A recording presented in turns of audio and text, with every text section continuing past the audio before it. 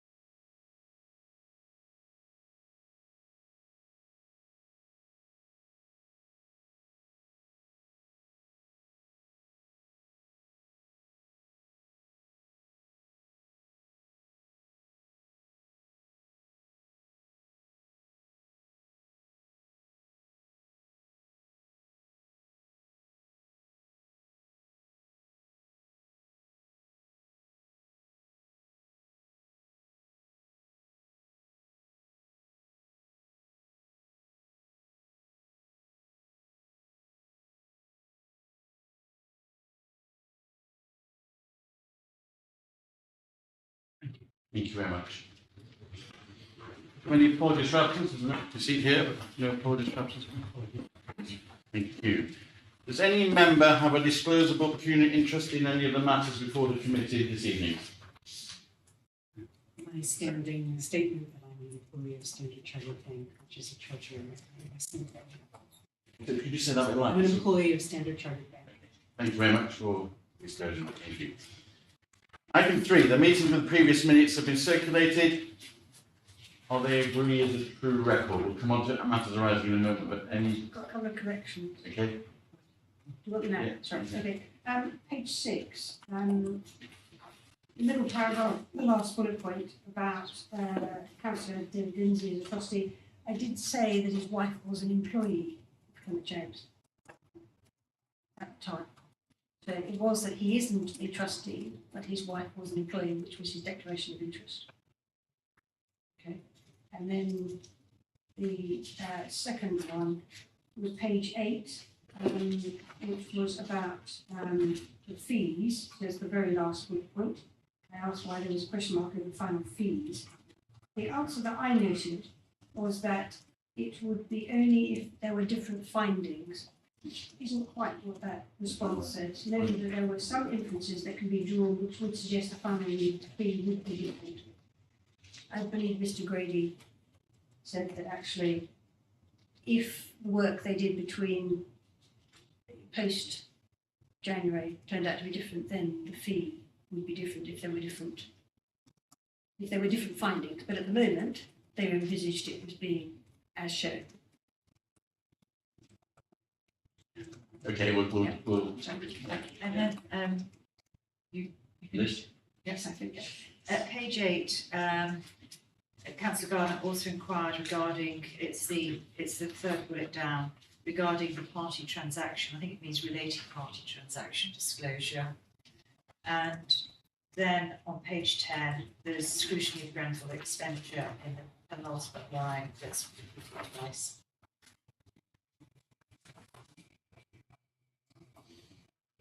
Scrutiny. yeah, thank you. On page 3, I'm not a board member of Standard Chartered Bank, I'm an employee. We've had aspirations for you. Thank you. Yes. Chairman, page 7, the top bullet point and then the applicant. It could be taken as matters arising, but perhaps actually whoever authored the minutes perhaps could explain what the action was trying to convey. I'm not sure I understand. Because I think we had a discussion about the disclosures and there was a bit of to and froing about whether there was more up-to-date information that could be included in the disclosure now, and that would be considered. Yes.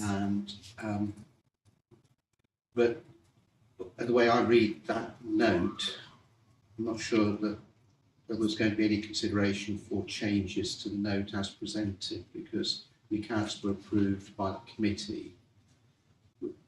And it was nothing to do with statutory override or infrastructure assets. So No, it didn't. I don't actually can't even remember what that So, Okay. so what it was held was I know, yeah. the disclosure of the breach of the duty of care, Yes. which had not yet been quantified, of course, but should be recognized, the potential future impact, the fact that that was there.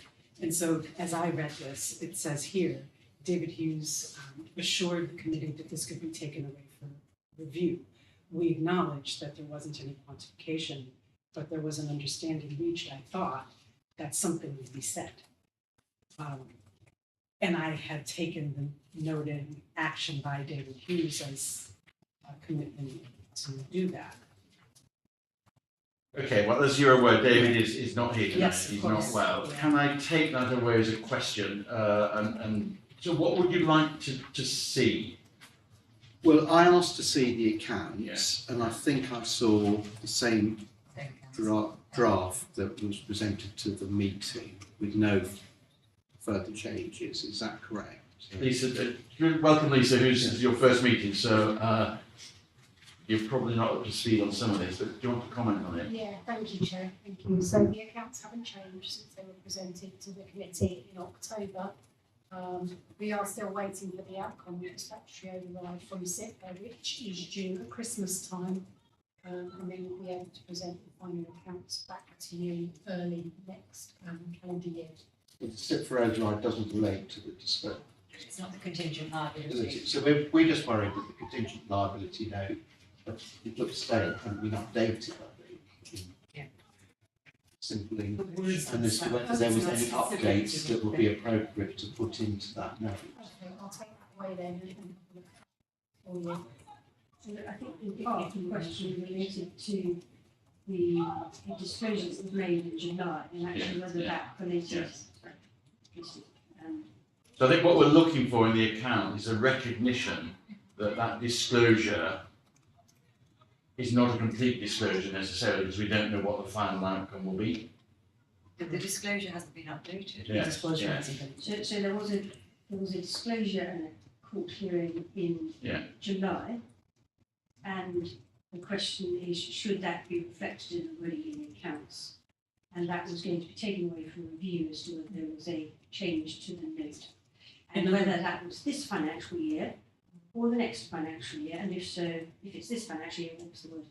Perhaps two things can happen. One, you can look at that and send a note round to the committee members as to where you see that, and then how we reflect it in the accounts, please.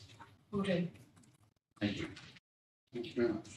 Can I add something to that actually, because there was something that I was going through in my notes the other day, and I found something which I've forgotten about from not quite a year ago, where to cover this potential liability, which could be humongous, from what I gather, that the council had initiated a case against, I think it was Arconic and Whirlpool, to the, you know, that's right. And I chased that out to find out what was happening to it, and I was told that that would be pursued. They just wanted to, you know, open the case, as it were. I don't really understand, to be honest. But they will be pursued if indeed there was a huge liability. Well, sure. So that was sort of, I just think this is something that we need to know about and understand. And I've asked and I still don't understand it. Okay, can we, so that's a slightly So that's- separate issue than the It minutes. is, but it is But, yeah, part of the same But thing.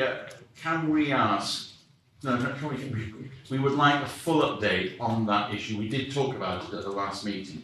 And we want an update of where we are. Appreciate, we're not necessarily at the end of the road on this in any way, but we'd like an update where we are. We'd like to see how that's reflected in the accounts. We'd like to see any issues that we need to reflect on as a committee going forward. And if we could have that as an update to the committee, so we're not waiting until the next committee meeting, please. Yeah. Yeah. Okay, anything else on the minutes? Totality. is the word on Yes. page 4. On the A4 announcement bullet Yeah, point, I got to that. 14 part. Let's just spell it out. You read these so many times, you get back. Okay, so with those amendments and that request for a full update, can I assign these as a record of our meeting? Thank you very much. Can we then now move on to item number 4, Treasury Management Activity? I'd like to invite Matthew to update us on this report, and we appreciate where the world is at the moment. This is probably out of date before the ink was dry, but can you update us? And perhaps, Matthew, take us forward a little bit, as much as you can, because we are in an ever-changing world. Thank you, Chair. Very much the case, and actually it's really difficult to remain inside the scope of these reports when you are looking at them retrospectively, so I'm absolutely happy to do that. I think inflation, it's still roughly where it is, I believe 9.6 in October, I think CPI, so the inflation's still running very high and still very much, I'm sure, part of everybody's sort of professional life and your sort of roles as councillors, so that's affecting everything that you're doing on a long enough timeline.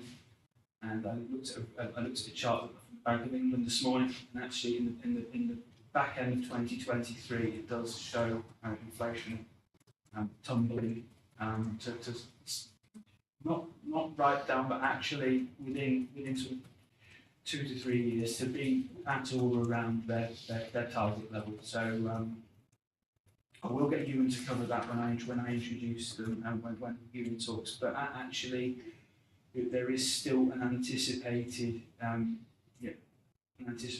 material reduction in inflation in the next sort of 12, 18 months. Now, Sorry. Finish, Matthew, and then we can take some points, yeah. Matthew, carry on. okay. So we were roughly 5% on on what we would have been borrowing. Had we borrowed anything in September, we would have been paying roughly 5%. Actually, we went up to about 5.5, 5.6%. We are now roughly at about 3.7, 3.8%. So the market has cooled within that period from September to date. So if you borrowed 30-year money today, you'd have been talking somewhere sub 4%, 50-year 3.7 something. So actually, that's cooled off and got better. It is still more than we'd like. So if we were to borrow today, we're not planning on it, but if we were to take financing for you today, your consultant's recommendation is still to borrow short term, because on the medium term we are still expecting rates to approach 3% by 24-25. So actually 3.7% is still above where we'd like for a target rate. 2.4 current base rate is actually now 3%. It's pretty much a given and fully priced in. We'll be at 3.5% on the MPC committee meet at 15th of December. Right. 15th of December. So could be as high as 75 basis points, I'm told, but 50 definitely priced in. Table 1, you could pretty much take 0.5% off those figures since this graph was produced. So if you believe the markets, they're now topping out at around 4.5%, not 5%. The rates are still predicted to increase. And the good thing there for your cash portfolio is that a lot of your money is in money market funds, which they don't take that long to rebalance, so you'll get the upside of rising interest rates every time the money market funds rebalance. So there's a bit of lag. It takes them a little while to rebalance and replace their paper, but you're getting that return, and you're getting the full benefit of interest rate rises. So we've not taken out any borrowing this year, as I just said. So at 3.2 just portions your cash by what we've got invested with banks and what we've got with money market funds, and then mentions Royal London, who I will introduce when going through this report. So, I mean, ultimately, we have there could be a brief opportunity to do some further investments with banks as rates continue to increase. However, we are, paramount is liquidity, and paramount is that we need to be able to resource all of your all your working capital needs. So it's not that we don't like investing in bank. It's just that positioned at the moment. As at today, you actually have about 150 million, which is more than one you held in September. So it's not that we've stopped lending to banks. It's just that we're sort of riding the trend of rising interest rates, and we're keeping liquidity.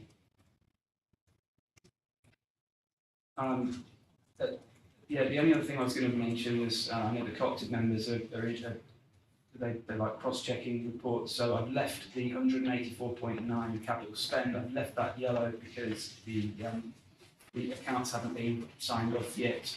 But that was the latest figure given to me. The only other thing I was going to mention is that prudential indicators are all fine. You've met everything. They will have a slight amendment next year, and there will be a new indicator, and there will be a new liability benchmark that will come in next financial year. So we don't start reporting on that. So these prudential indicators will look a bit more complex next financial year. But as things are today, you're well within your authorised limit, which is by far and away the most important indicator. Yeah, I'm going to pause there because I can see some people jumping at the bit down at the end. Liz, did you want to? Was it something you wanted to comment on? Yeah, it's just that the falling inflation. I don't understand how that's going to come about so soon when we've basically got an energy crisis from the world war in Ukraine, and that's not looking like it's going to finish anytime soon. So I just don't understand how inflation's going to come down so rapidly.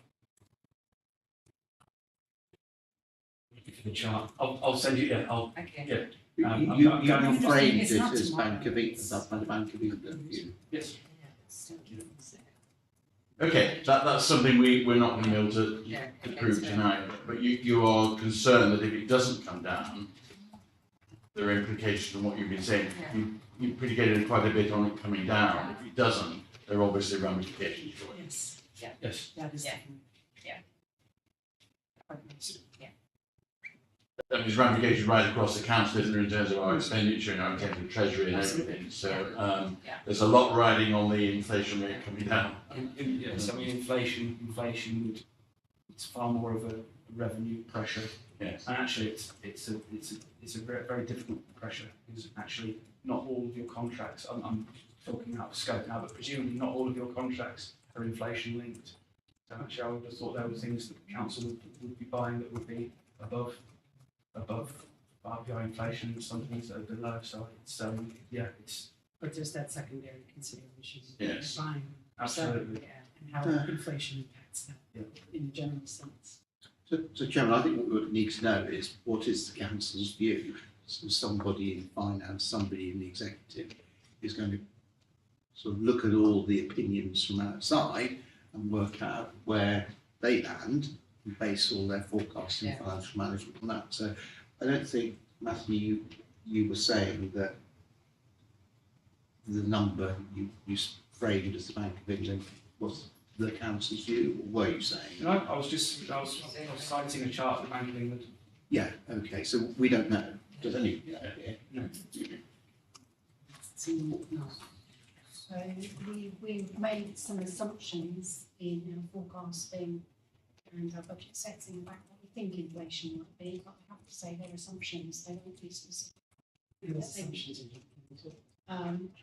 So they'll be documented in, we reported them in our Q2 financial monitoring report, which is coming to leadership next week. So we reference it there. But it's a moving feast all the time.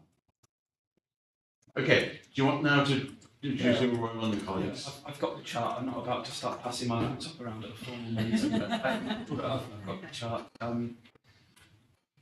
Yes, I mean, if there's no other questions, I can introduce colleagues I've got here. So as you know, end of last year, you put part of your treasury allocation in bonds, so out of cash into bonds. In fact, if we go back to then, actually, money market funds were actually yielding 1 or 2 basis points. So at the time, it was some sort of return, but actually, it's a nice hedge out of cash. Cash is doing particularly well at the moment, but it's part of the portfolio that we're going to hold over the longer term. It's classified as a longer term investment, so it's there to do a different thing. So we've got Andrew and Ewan from Royal London who are going to just run you through the portfolio and give their worldview. I've also brought Patrick along. I've actually taken a new role in the same team, but I will be moving over to the pension fund side. So you'll be seeing less of me in this committee, and I'll be working with your pension fund committee going forward. So Welcome, Patrick. Thank you. Good. Go for it. Thanks. Please. So lots of familiar faces. Hopefully you remember you and my names from 3 or 4 months ago. So I think to keep this fairly short and sweet, nothing has changed within the structure of the settled portfolio. It's still the same manager, still the same credit research team. It's still very much the same front office. As at the end of October, your portfolio valuation was a touch over 22 million. And I think more so just talking off the top of my head, I think at that meeting, which was around at the beginning of August, we were looking at performance figures to at the end of July. And since your inception, the fund, which was 22nd of November 2021, the performance of your assets at that time was around about negative 6.2%. Your treasury team will have received the quarterly fund reports that we normally try to send out within about 10 business days each quarter end. The end of September quarterly fund reports, which have a performance strike date of the 30th of September, being 3 days post the shenanigans in Parliament. The performance of the fund, the year to date at that point, was negative, around about negative 12%. In the period since the 30th of September to close of business on Friday, the fund has returned in that same 1 month and 25 days, has returned just over 4% in that short period. So they're the headline figures. If there's any questions on those, please shout. Otherwise, I'll hand over to you for a bit more commentary around the reasons why we saw such swings in those performance figures. I just understand, it's recovered by 4%, now -8. Yes.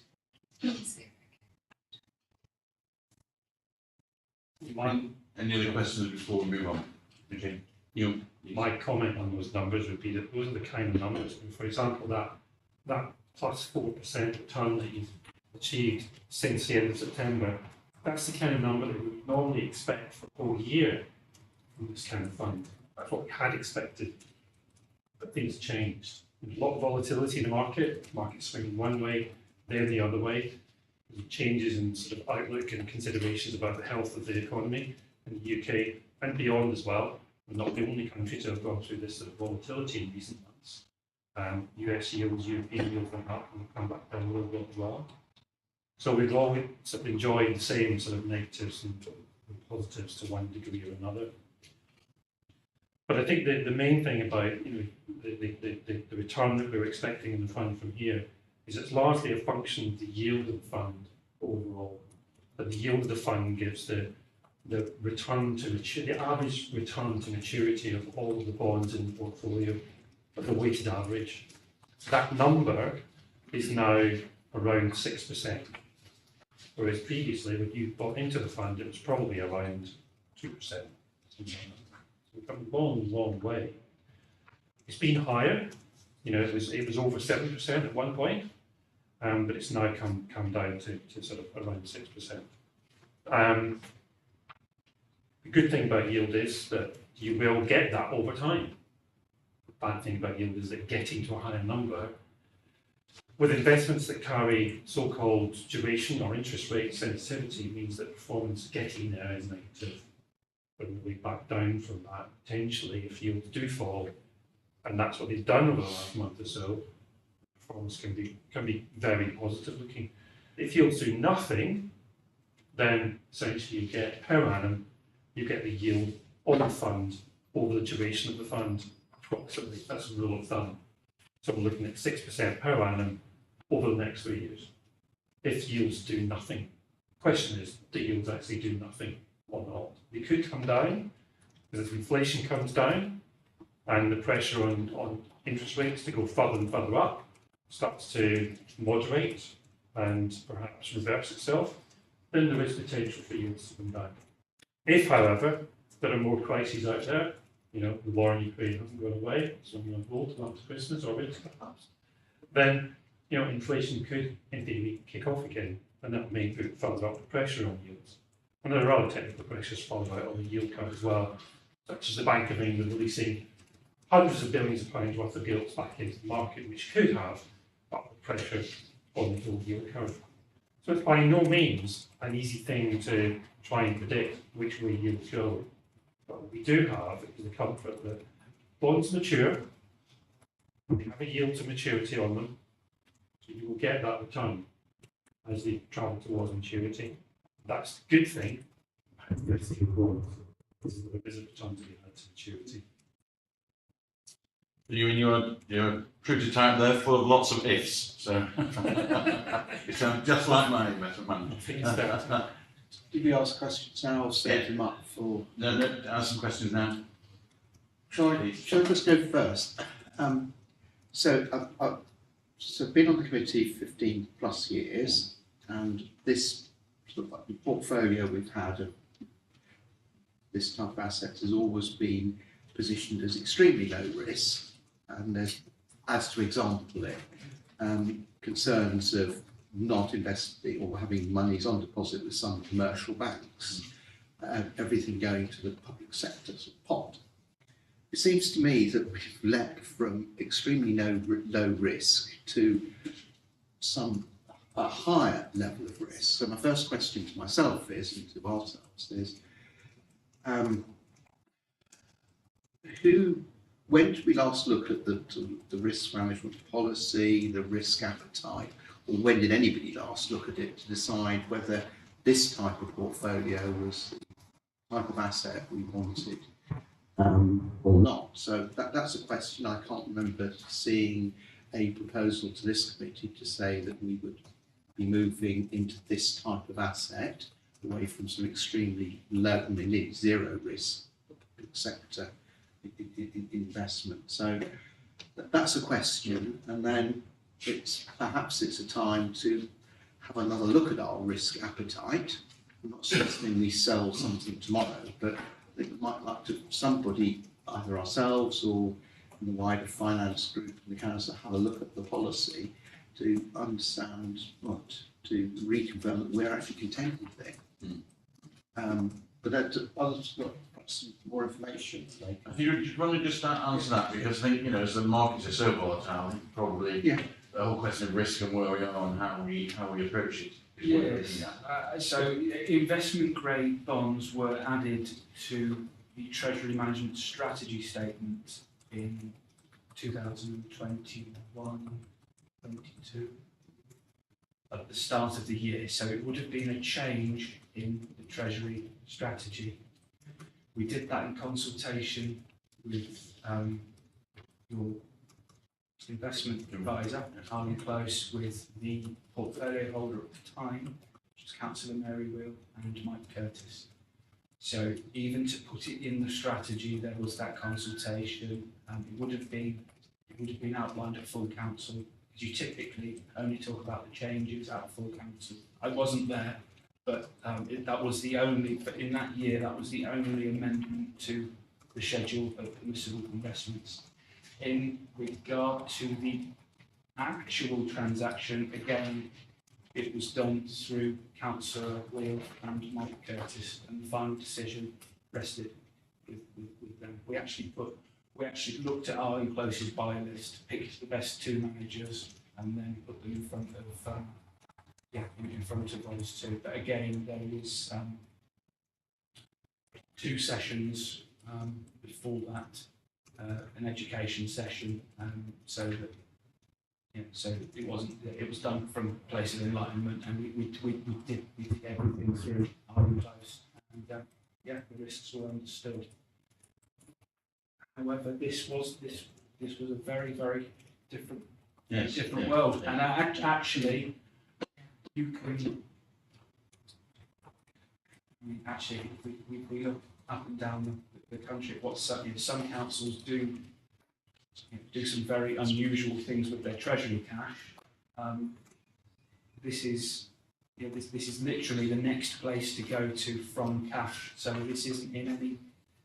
This investment grade bonds are not usually what an investor would associate with risk, but actually, we've not been in anything like a usual environment. But actually, if you were to go, there are a lot of riskier investments that are within the core sort of council portfolio. So from here, you'd go to things like diversified growth and absolute return funds, and then you might go for equity funds. Some councils have got allocations to property. Again, it gives you a return, but highly liquid. So, short-dated bonds is not an inherently risky asset class. As Ewan says, it pays you the money. We've just not seen volatility of this magnitude. I think it seems risky because we went from virtually zero risk to some risk, and it's just a question as to whether those who perhaps I was asleep when this sort of phrase was put in, because it sounds quite soothing, doesn't it, investment grade, and not appreciating. But those decisions are made here, or they're made at the investment or Full council ultimately. Yeah, I know, but in the run up to that. In the run up to that, it would have been the portfolio holder ultimately. Can I add something? Just talking about risk, and risk is a word which covers a lot of different things. The risk, the appearance of risk that we've seen over the last year, and certainly the last few months, certainly in relation to the interest rate sensitivity that the bonds carry. Most of the marking down in price, which is characterised, what we're paying, if you like, has been due to the fall in price and the rise in yields of underlying government bonds. Yeah. Not in relation to the cheapening up of credit risk, or the apparent rise in credit risk in relation to the probability of defaults. Over the last year, apart from 2 Russian companies in the sterling market, Gazprom and Russian Rail, or Russia Rail, there have been no defaults. Even though the credit spread you get, the additional amount of yield you get above government bond yields has increased, but then come back in again more recently, there have been no defaults. That level of default is expected to stay extremely low. The way that this portfolio is invested, currently it's invested across 280 individual holdings. The best you can do to try and reduce the meaningful risk of losing money through a default is diversifying to that group. So we would argue that the mark-to-market risk has been taken on by virtue of the interest rate sensitivity of the bonds, having 2.5 to 3 year duration on average. the amount of financial credit risk hasn't increased. I suppose my question rests on, is it right that somebody should have a relook at this and reconfirm that we've got the right strategy, policy, risk appetite? And it wouldn't typically be this committee that does that. It would be probably to ask executive responsibility with the Treasury. I think actually the way the markets are now, it's no harm to review anyway. Yeah. These things are happening so quickly that actually, even if we review and say it's all good, it's worth reviewing. So can we take that away as an action, please, and report back on it? Thank you, John. Can I make one final remark about where markets are? And almost as an outlook statement from where we are, and a statement about the appropriateness of being invested in bonds at this point. Yeah. Which is that, putting aside for one moment whether it is the right or not right decision whenever we're taking to invest, if I was looking at the situation now and saying, is it the right time to invest in bonds, I'd probably say yes. There's some good opportunities. I wouldn't necessarily want to invest out across the whole curve, so I'd probably be more interested in investing in something like this. To take a very moderate amount of interest rate risk, a reasonable amount of credit risk, get paid for it, but with a minimal probability of defaults, and an even higher likelihood of actually getting the money back, which is conjoined with the way we invest. I would say that it is a good time to invest in bonds, really, because it comes back to your question about inflation.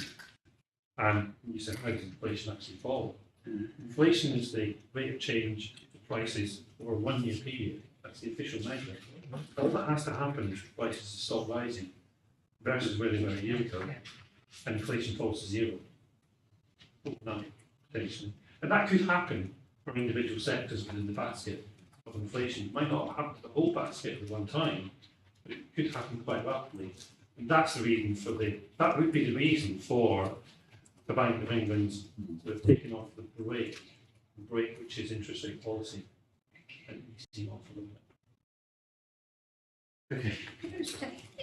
We do have an investment committee, We do. as a council. Yeah. So surely it should go back to them. That's what I'm saying, the word is Yeah. So we understand, but we need to audit it anyway. But presumably it's the investment committee that recommended it to full council. The investment committee look after the funds investment. Pension funds, Just the pension. but not this. Not this. So who does it? We do. Well, Yes. but the audit of it rests with us. The doing of it It's is with finance, correct? Yeah. It's part Yeah. of the treasury strategy Yes, is yeah. the council delegate it to the direction of finance. We receive reports quarterly. Okay, so I'm going to pause it there. There's some useful discussion going on there. I think what we are recognising is a voluntary look at the market. We're recognising that a couple of years ago we did have a shift in thinking, but it would be useful just to have a pause and have a look at it again to make sure that we're on the right track, bearing in mind all the changes there. Yeah. Thank you, and thank you very much for doing that. Can we now move on to item number 5, please? Internal audit update. I'd like to invite more management to present the internal audit update report to the committee, please. Thank you, guys. Thank you. Thank you.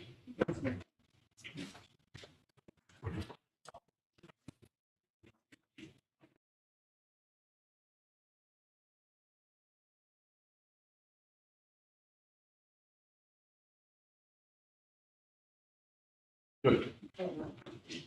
Okay, so Yes.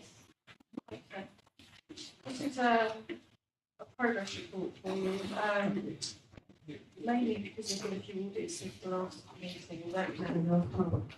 And the next meeting is up to March, so it's useful to see the website. All of the audits that were published as finals this period for assurance opinion. I think we had a question last time about what were the assurance opinions, so I put them in the report. I thought it might be quite useful to read. Yeah. So the 5 that were published as finals were cost of assurances. Nothing of major concern really at all. And the only other thing I was really going to mention was that in the follow-up schedule, that does include the large number of recommendations that we picked up briefly at the last meeting, which I know that we reviewed. So that's now been published and we are happy that we've been implemented. So hopefully that's picked up a lot of the things that are still outstanding. I wasn't really going to say any more about the report. I think it was professional. Any questions from members on that report? Yeah, I just wondered, under resources on page 27, we've still got draft reports from recruitment 21-22 and conferences and events from August 22, they're still draft.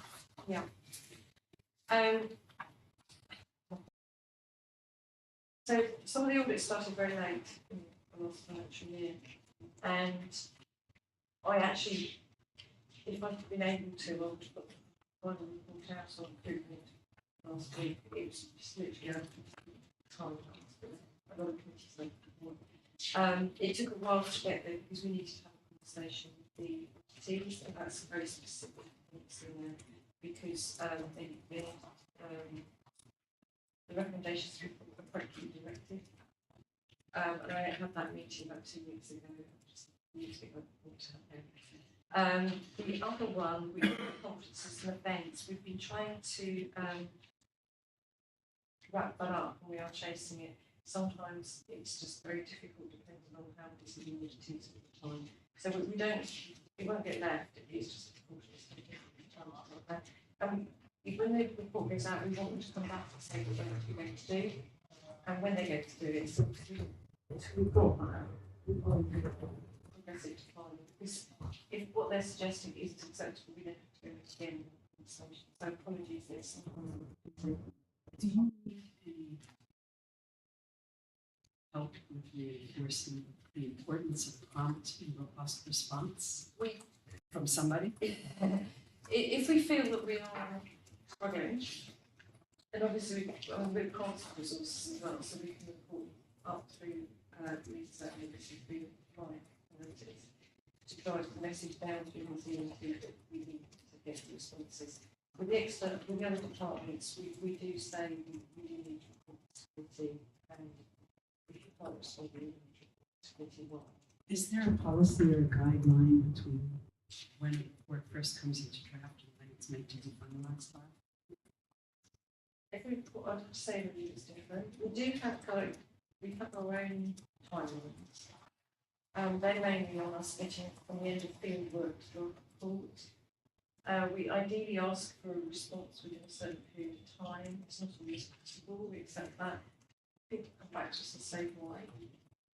3 months. 3 months should be enough. Yeah, More than enough. yeah. The recruitment one is exceptionally long, and that was because we did need to sit down and talk it through, and it was actually getting that meeting booked. It was quite difficult. So understand that there's maybe the out where that takes a little bit more due care. Yeah. But there should be some kind of general guide between the issuance of the draft It's something report that and we its can- final version. Agreed, we do need to keep talking about To it. Liz's point. We don't like the update information, so, you know, I do agree. I think more, I think that, am I sensing a little bit of frustration that sometimes these things seem to go on for quite a while, and I'm sure you share that frustration with it. What the committee is saying is, what additional help, what additional reinforcements from us, from whomever, can we give you to support you getting on top of this a bit more? Well, it has been known. We try to work with people to get to the end because we're all working for the same reason. But sometimes you do need to give them a little bit of a push, like you need to come explain to committee why this isn't possible. Perhaps one suggestion could be that you have a document and you report to this committee when anybody succeeded it. And they have to give a written explanation as to what behind it. Yes, and I think on that point, in Appendix 3, when we talk about recommendations for yet to implement, we get the revised implementation date, but we don't get the original implementation date. So in this slide, Raise that yeah. You've got that, yeah, okay, so we can't monitor. Intend to raise that again, but you Yeah. already have, so I was going to make that exact sorry. observation. So more with no reflection on the hard work you put into this, but I think the committee is saying we need a little bit of absolutely welcome any support that you can What do. we all really want is progress. to your point. Exactly, we are working for the same thing. really. Thank you. Yes, on the same page, I'm just not quite clear where we are with the expenditure assurance mapping, which we've done, and what I know it comes up in the action Yeah, plan, so agreed. that's Yeah. but where are we in that? I think sort of, you know, I did first bring up my question a few years ago, and it took me years to get the whole thing agreed, and it's just, I just think the story, I don't know where we are. Right, so there's two things that come into play since we reported in October. One of them is obviously Sharon has gone and he's recently joined. We need to catch up with this and what kind of thing. And the other is unfortunately David used much of else. We did get an update from, Yeah, but that's not the expenditure, we're talking about the overall analysis of the Right, yeah. expenditure and the Yeah. insurance. But we need David, we Yeah, you need need to David. You need to, but we won't get anything at all at March. No, we'll get an update to you. Okay, that would be But I good. can't say exactly where it is. I still get asked where the money, Uh, so thank you. So just to back up, if I can, Emma, it does seem to be taking a long time. Yes. And there must be a point where tolerance and understanding ends and ramping it up in terms of profile, sponsorship. I think I came to the committee knowing Taryn wasn't Taryn. Yeah. Taryn was the person leading it, pushing it forward. She was leaving. There might be a high, there might be a pause. David understandably ill, but it was raised 2 years ago nearly. okay, can I take that as a personal action to Yeah. go away and make sure we get a report back on this between now and the next meeting? No. I'd like to actually put in another option to consider, which is, at least for me anyway, I'd be willing to actually meet to progress it off cycle. Things are gonna have to be done. We can't just wait for It's some just- it's written just- report. Because that's be part of that, because I would do that as well. Okay. so we're meeting in January. Yeah, January. January. And that way we can help. Yeah. To what extent this could actually be incorporated also into the charter and the strategy, which comes up in the next paper. Because I think actually those deadlines, because that's a general document that everybody should look at, and as much as you give it to other departments to say what they accept, but actually timelines could be put in there and otherwise. So as to be put on the face of it. I mean, why wouldn't we? I think we're picking up a general, and maybe we just need to pick this up, a general, things need to just tighten up a bit, timelines, when things are dragging on, and these are complicated, we appreciate it, but nevertheless, things do seem to go from meeting to meeting, and we need to be much sharper on it. Okay, thank you. Anything else on this paper, please?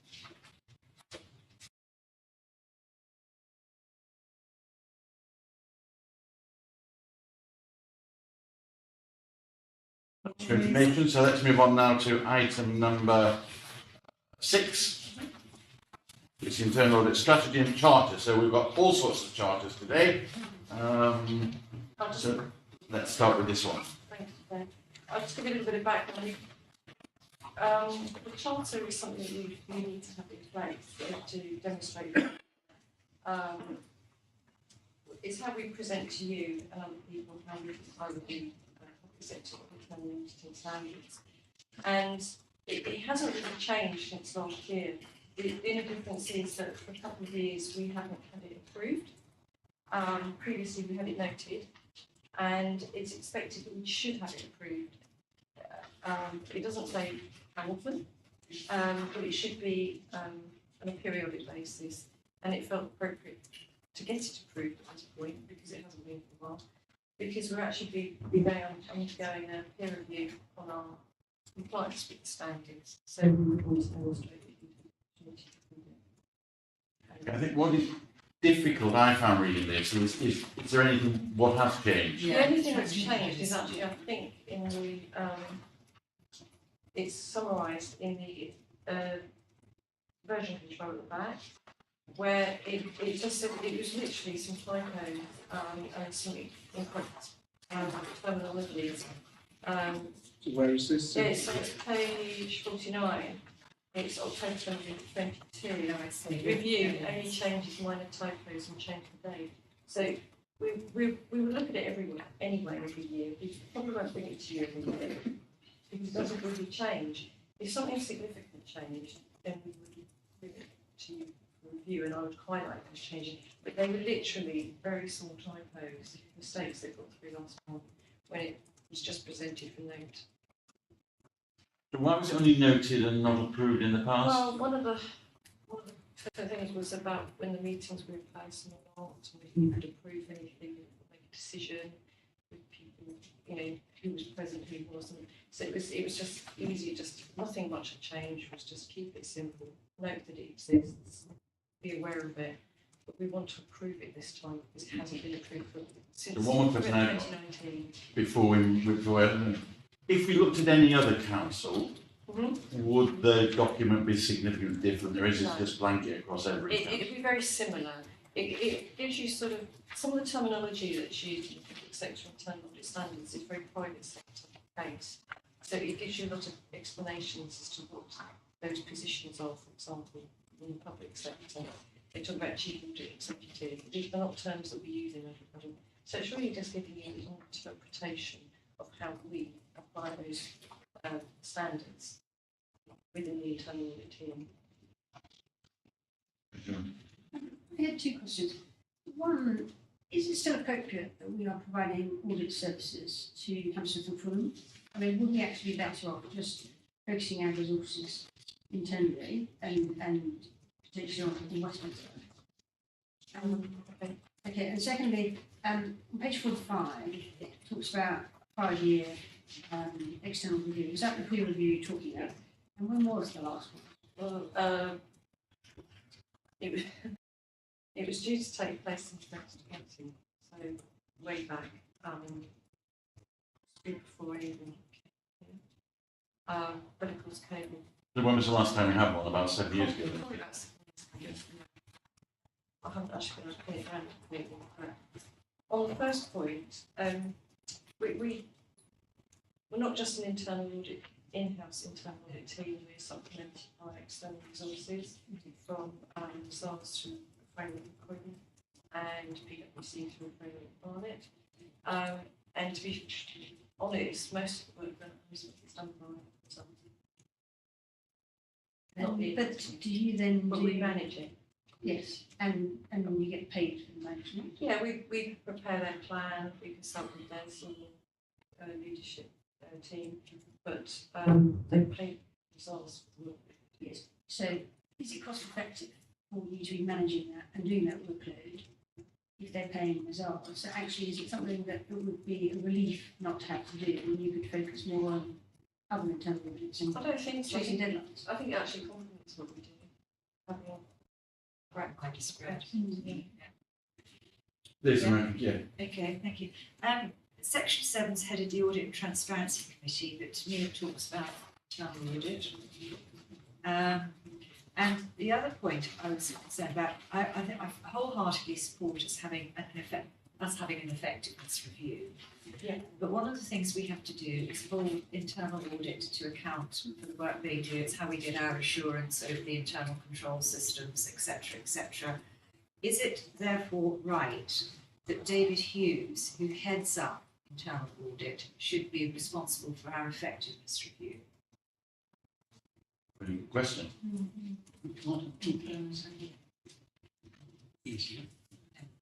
I mean, I'm fully supporting being done, but I just really question that. So who would it would do? be a consultative process anyway. And it's not meant to be there to catch anyone out, it's to identify perhaps areas for improvement. One of the things in there is about having independent members, which you've got, which is good. Some councils don't have that yet. So there's things in there, it's to help you really, to challenge yourself. And we're not, it's not really an audit of you, it's for you to go through with us, to see where we could perhaps improve and change. I don't know, I mean, say we really gave you a roasting over something, you know, that you've done, and then, you know, and David Hughes is heading up that department. he's not going to like that so very much.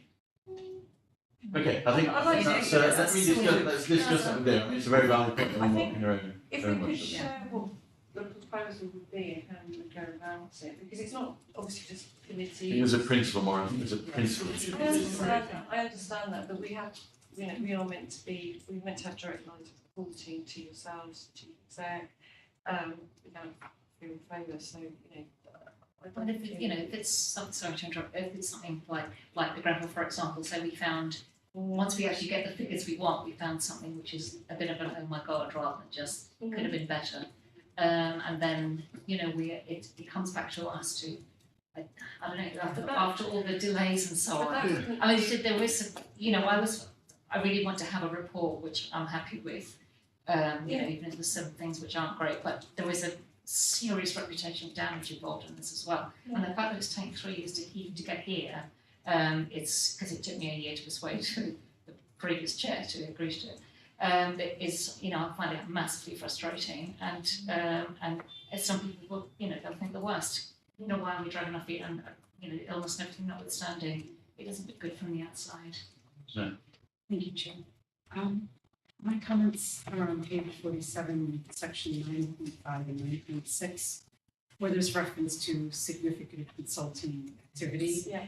and the potential for adverse impact on execution of the internal audit. Notwithstanding your earlier remarks that diversity can be complementary in terms of duties, which I completely get. We want our best and brightest to be exposed to many things because they'll bring that into their work. Yes, but not at the expense of our internal audit plan. I'll be totally honest with you, we don't do that. Then why is it here? Because we need to account for it, should it happen. Because it used to happen a lot. Why can't we just say it isn't supposed to happen then? Just out of curiosity. Chances are, if there was some consultancy required, we would probably ask for one of our providers. We'd ask the department to pay for it direct. We would just merely facilitate access to the department provider. We really don't do consultancy within it. And I, And again, to just our wonder budget. why this is here. Why not You say have to- instead you we have to- don't? You have do to it. demonstrate, a lot of, some other councils do it, they do it. And we do advisory work, which is not assurance work, but we are quite strict on that in that we still make recommendations and we still expect them to be implemented. And we will then do assurance work afterwards. We get involved in supporting people moving into a new process, but we don't consider actually consultants in this that to be helpful. Of course. Thank you, Chair. Just one quick question. So, my understanding that this charter comes from SIPFA. To what extent does the Internal Audit Service have its own guidelines and procedures, which may be different or supplement to this document? Because you mentioned that other councils may have something similar to this, because SIPFA gives it to them. So I'm just trying to understand what the Internal Audit Service has as its guidelines. If someone joined you new or fresh as an employee, what document would they be taken through to understand what you do? I assume it wouldn't be this, because this is just a charter rather than your guidelines and procedures. Yeah, I mean, obviously people coming into audit are trained in internal audit, and there's loads of different ways that that is done. But this is the sort of the structure to explain to them and everyone else how we report in and how we deliver the work that we do. That it's expected. You have to have one. You should have one. We wouldn't pass the peer review if we didn't have a chance. And we try to put the terminology in such a way as it applies to the public sector, because it was a private sector, Institute of Internal Audit, mainly based American, mainly based at private sector firms. SIPFA adopted they had their own standards, but they adopted the public sector internal audit standards, but made them SIPFA is a Chartered Institute of Public Finance and Accountancy, so it's very relevant to local government. So you could probably, I haven't Googled them, some other councils you'll see very similar ones. The charter for yourselves is the same obviously for Hammersmith, pretty much, and Westminster. Yeah. So, if I can simplify my question, if there wasn't a charter, Yeah. what would Well- internal audit service do in terms of its policies and procedures? 'Cause I'm We trying to have a manual, understand- we have an audit manual. I'm trying to understand how the internal audit manual would be different to the charter, if at all. The internal audit manual is about how we do our job. Yeah. Rather than, It's process driven rather than, yeah, in a fairly high level Yeah. way.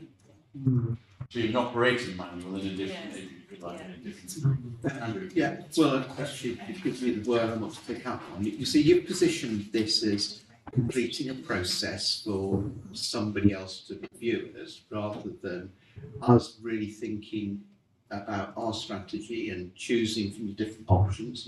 There are different options we could take in the way internal audit is run and Yeah. embodied in strategy. So I probably have a difficulty now in that you're asking us to approve something, and I think I haven't approached it in terms of really thinking of the different options of the strategies we could adopt. And typically, if you're thinking of running a business strategy, you would look at a number of options, you discuss, and it would be an iterative process, and you come back to an agreed strategy. Now, I think what we've got here is more of, it's being presented as completing a process. That sort of good thinking that we should be doing to actually say, yes, this is our strategy, and we've considered different possibilities. That's not going to be achieved, I think, by looking at this document, but it does, I think it does identify a need for us to step back and have, I think it's got to be in future meeting, have a proper look at our strategy and decide what is the right one for the internal audit strategy for the council. And so the executive should be doing it, we should be reviewing it afterwards. It hasn't been done for some time. And just this whole discussion has been, it's been a struggle sometimes to relate what's written here to what we actually want to be done and how we want it to be done. So it may leave you with a bit of a problem in terms of the upcoming peer review, but there is a more fundamental piece of work I think that needs to be done. May I build upon Yeah. what you're saying? Given the origin of the root of this document in front of us from SIPA, there's nothing in it that's really that objectionable. No. Actually, it's the next piece that isn't here, Which I think is. which is the part that's, I think, raising questions for all of us now. It's like, okay, we haven't thought about it this way in a while. So whilst maybe there's nothing in this document that's particularly objectionable, there are clearly a number of questions we all seem to have about, so how do then things actually work around here anyway? What's the strategy? What's the guideline? Just our earlier conversation of, shouldn't we have a guideline that says you should get a response within 3 months and have a final, those kinds of things. You know, your remarks, Councillor, I think there's clearly more we could do here. Yeah, I mean, some of that would be processed in our manual, so we do, when we send out a report, we do ask for responsible set we will escalate through the management structure, the likely to responses. So there are things, but they're in our manual, that's for us. I don't personally have any objection to recommending the committee's approval of this document, but there's clearly more conversations to be had. I mean, I think, man, just to slightly move on, I would like to recommend that we approve this as a document. There's no harm in it, there's nothing, but it needs a lot of follow-up and it needs taken apart in a way. And if we come back in another 6 months' time when we've done it, then we might amend this charter, we might bring back a new charter. I don't think this is set in stone forever. Could I just say, yes, I'm happy with that. I think 6.4 regarding confidentiality in relation to on a purely practical basis, if you find something that you need to take from authority, you need a caveat to allow it to be shared with third parties or other authorities, equally, not just from internal reports. We have access, I think it so says in here, we have access to whatever information we require. You say here, it could be documentation, information, access during the course of audit reviews and investigations shall be used solely for that That's a purpose. requirement. No, I mean, you'll find in the confidentiality agreement, there's always but you're allowed to share it with the court of law if it's required. Yeah. And I don't think but then your next statement said, you'll keep everything protected in compliance with GDPR. I suggest you just get that legal, just to review that and say, does it need any caveats? So, can I ask the committee to approve this, if you're happy to approve this, but with a note in the minutes that there's follow-up work to be done. And I think also I find to be presented with something that's a bit complete without actually having any chance to have an input in it is a little frustrating. I appreciate we could have input into everything and never decide anything, but there's about 3 reports here that I'm asked to approve that I've had no input in drawing up. It was revised fundamentally back 2018. Okay, so It hasn't really changed since then. okay, so committee, are we happy to approve it with that proviso? Yeah, and how do you give, think very carefully about the minute, give it teeth, the sort of follow-up action. Yeah. Andrew, give me some wording. Well, I can't give you some wording, I'm just suggesting you need to be quite careful to not get into the position of having a discussion, agreeing some more work to be done, and then it's worded so that actually we don't move, doesn't happen. So we're going to be quite clear of what we want to do. So it's something about that we need to have a proper review of.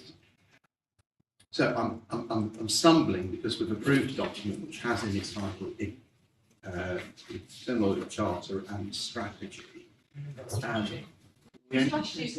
Well, it's in Appendix A. It's quite interesting. It's in Appendix A, but it is that perhaps it's a look at the options of different internal audit models, I think, to determine. Yeah. Yeah, that would be important.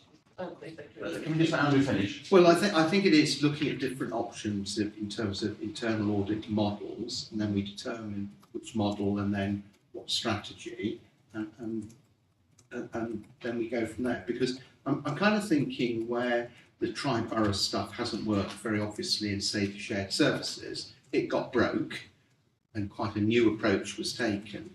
I think with internal audit there hasn't been a break in any way, so there hasn't been a proper review of now 4 years. If you say it's 4 years since we looked at the way this was set up, what options do we have? And the way we work with external audit, indeed, what's their input to this?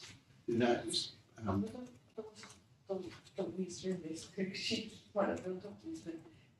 They're all useful shared services in quite challenging. But we did the breakfast finance conversation about various shared services.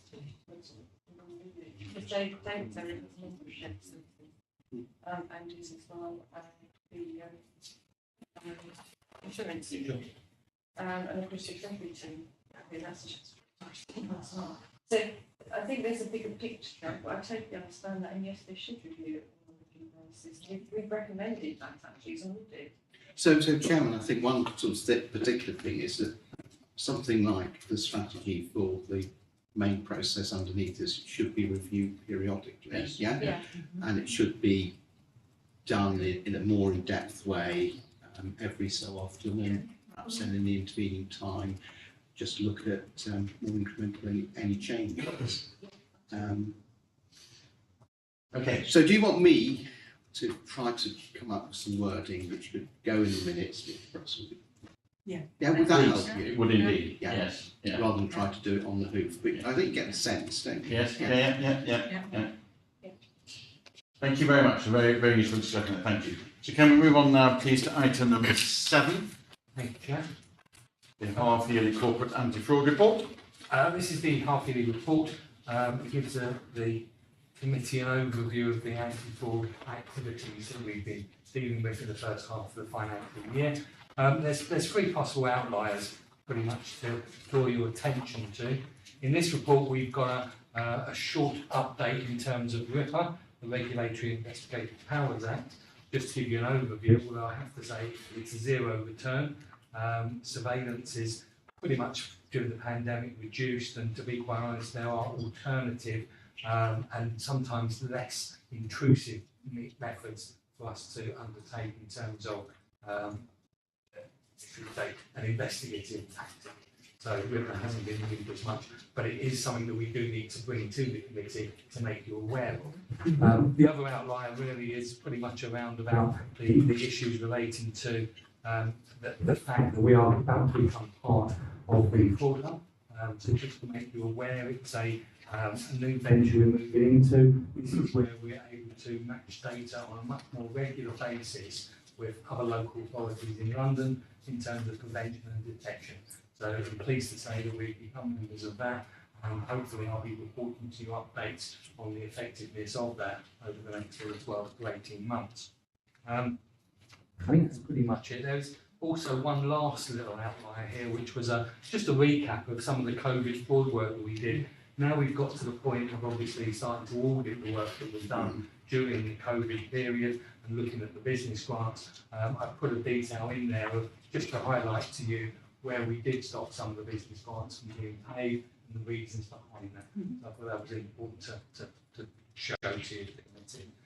Apart from that, Any questions, please? I wanted to note there was a typo in section 1.1. I think we meant 1st of April 2022. apologies, yes. Thank you. Could you just say that? Oh, I missed that. 1st of April, section 1.1, the date is wrong. It would be 1st of April 2022. Yeah. Thank you.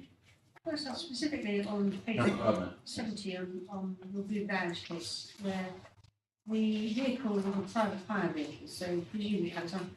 Why wasn't the case referred to TfL to review the licence? Because you look at that and you go, am I comfortable that somebody who's fraudulently using a blue badge and actually is therefore still carrying private passengers, and actually surely that brings into credibility this whole stance? I will need to check that and come back to you. It may well have been done because 9 times out of 10, that's an automatic part of our process. So not only do we notify, for example, TfL, if the badge belongs to another local authority, we notify them as well. So they can put red flags against the issue of the badge. So I will double check that and I'll get an answer for you to see if that's what happened. It should do, as I say, it's part of our process, is to notify any of the organisations that are linked to that blue badge, whether it's the issuing authority or in this instance, TfL. Thank you. Yes, page 59, 7.7, and just saying that something appeared, and I was just getting a bit surprised. The Cabinet Office is currently reviewing and auditing emergency relief provided by the Council. I don't recall, unless I've forgotten, Cabinet Office getting involved in our business to that extent about the fraud. Is that normal? I just haven't spotted it before. No, apologies, it should be Bays, because it was Okay. business in energy improvement element that was looking after this.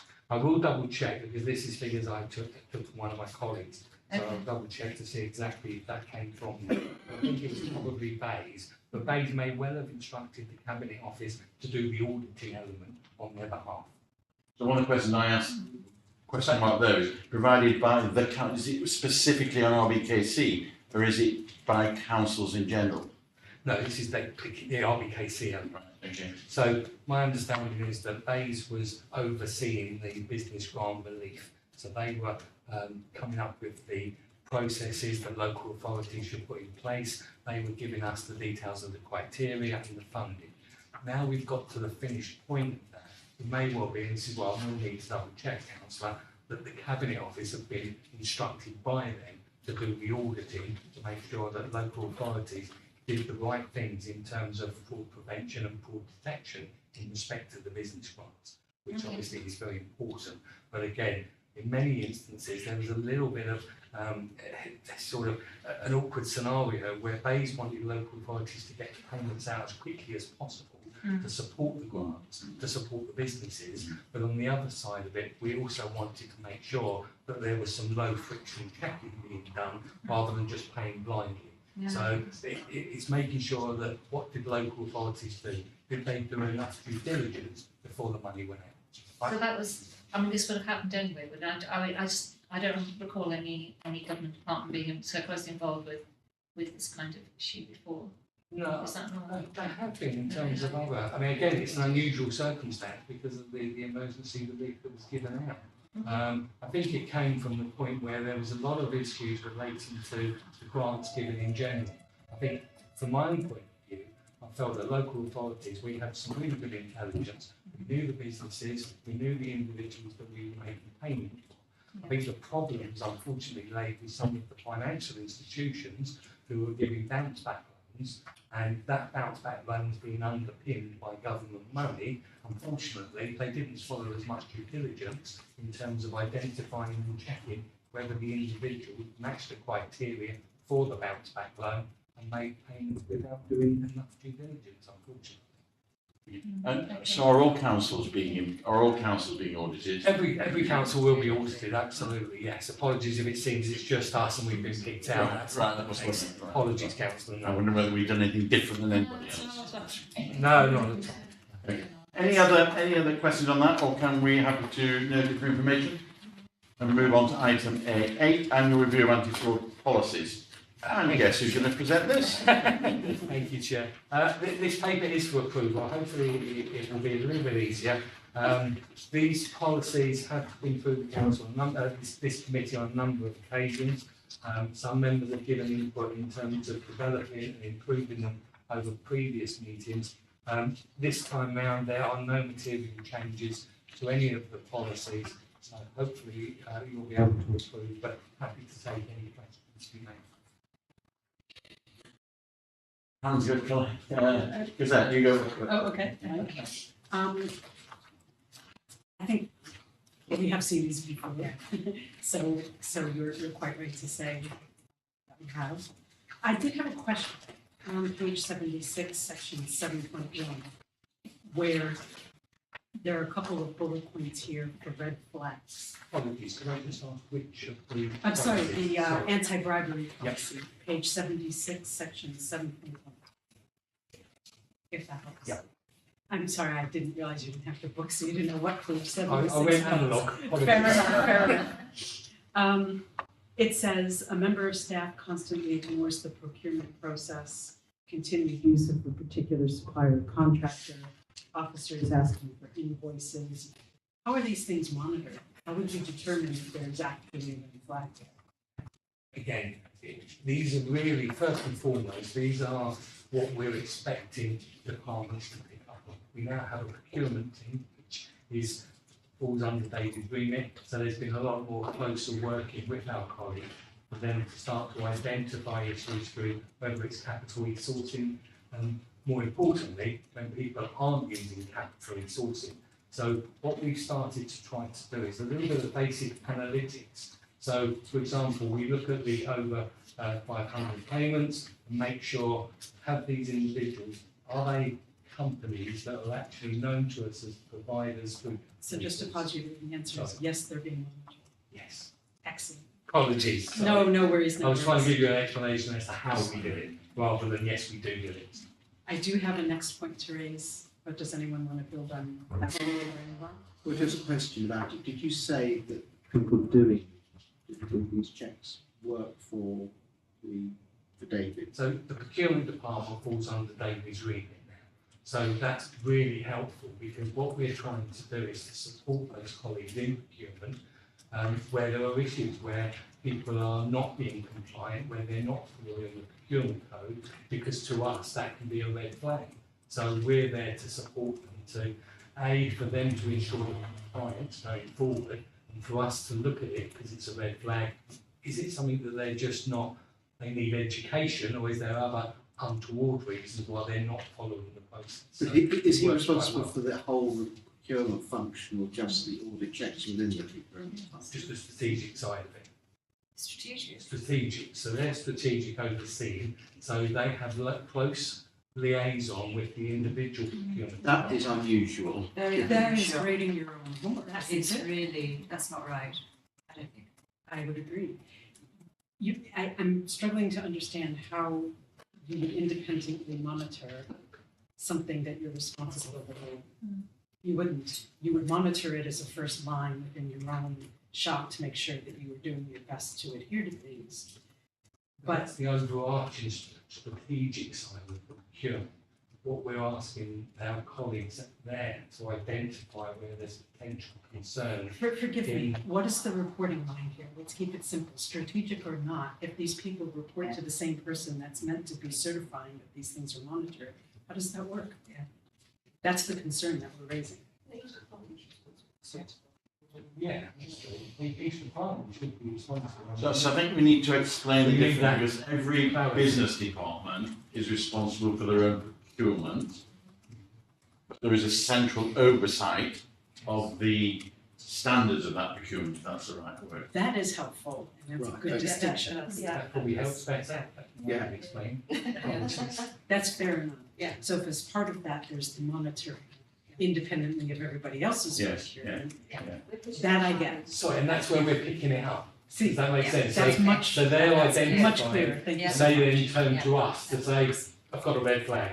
Okay, I okay. did have one other point. Thank you, Chairman, that's helped. I did have one other Because after point. that, go to somebody else first and come back to you. That's, Liz, did you had a hand up, then you're coming around the table, now come back. I do. Okay.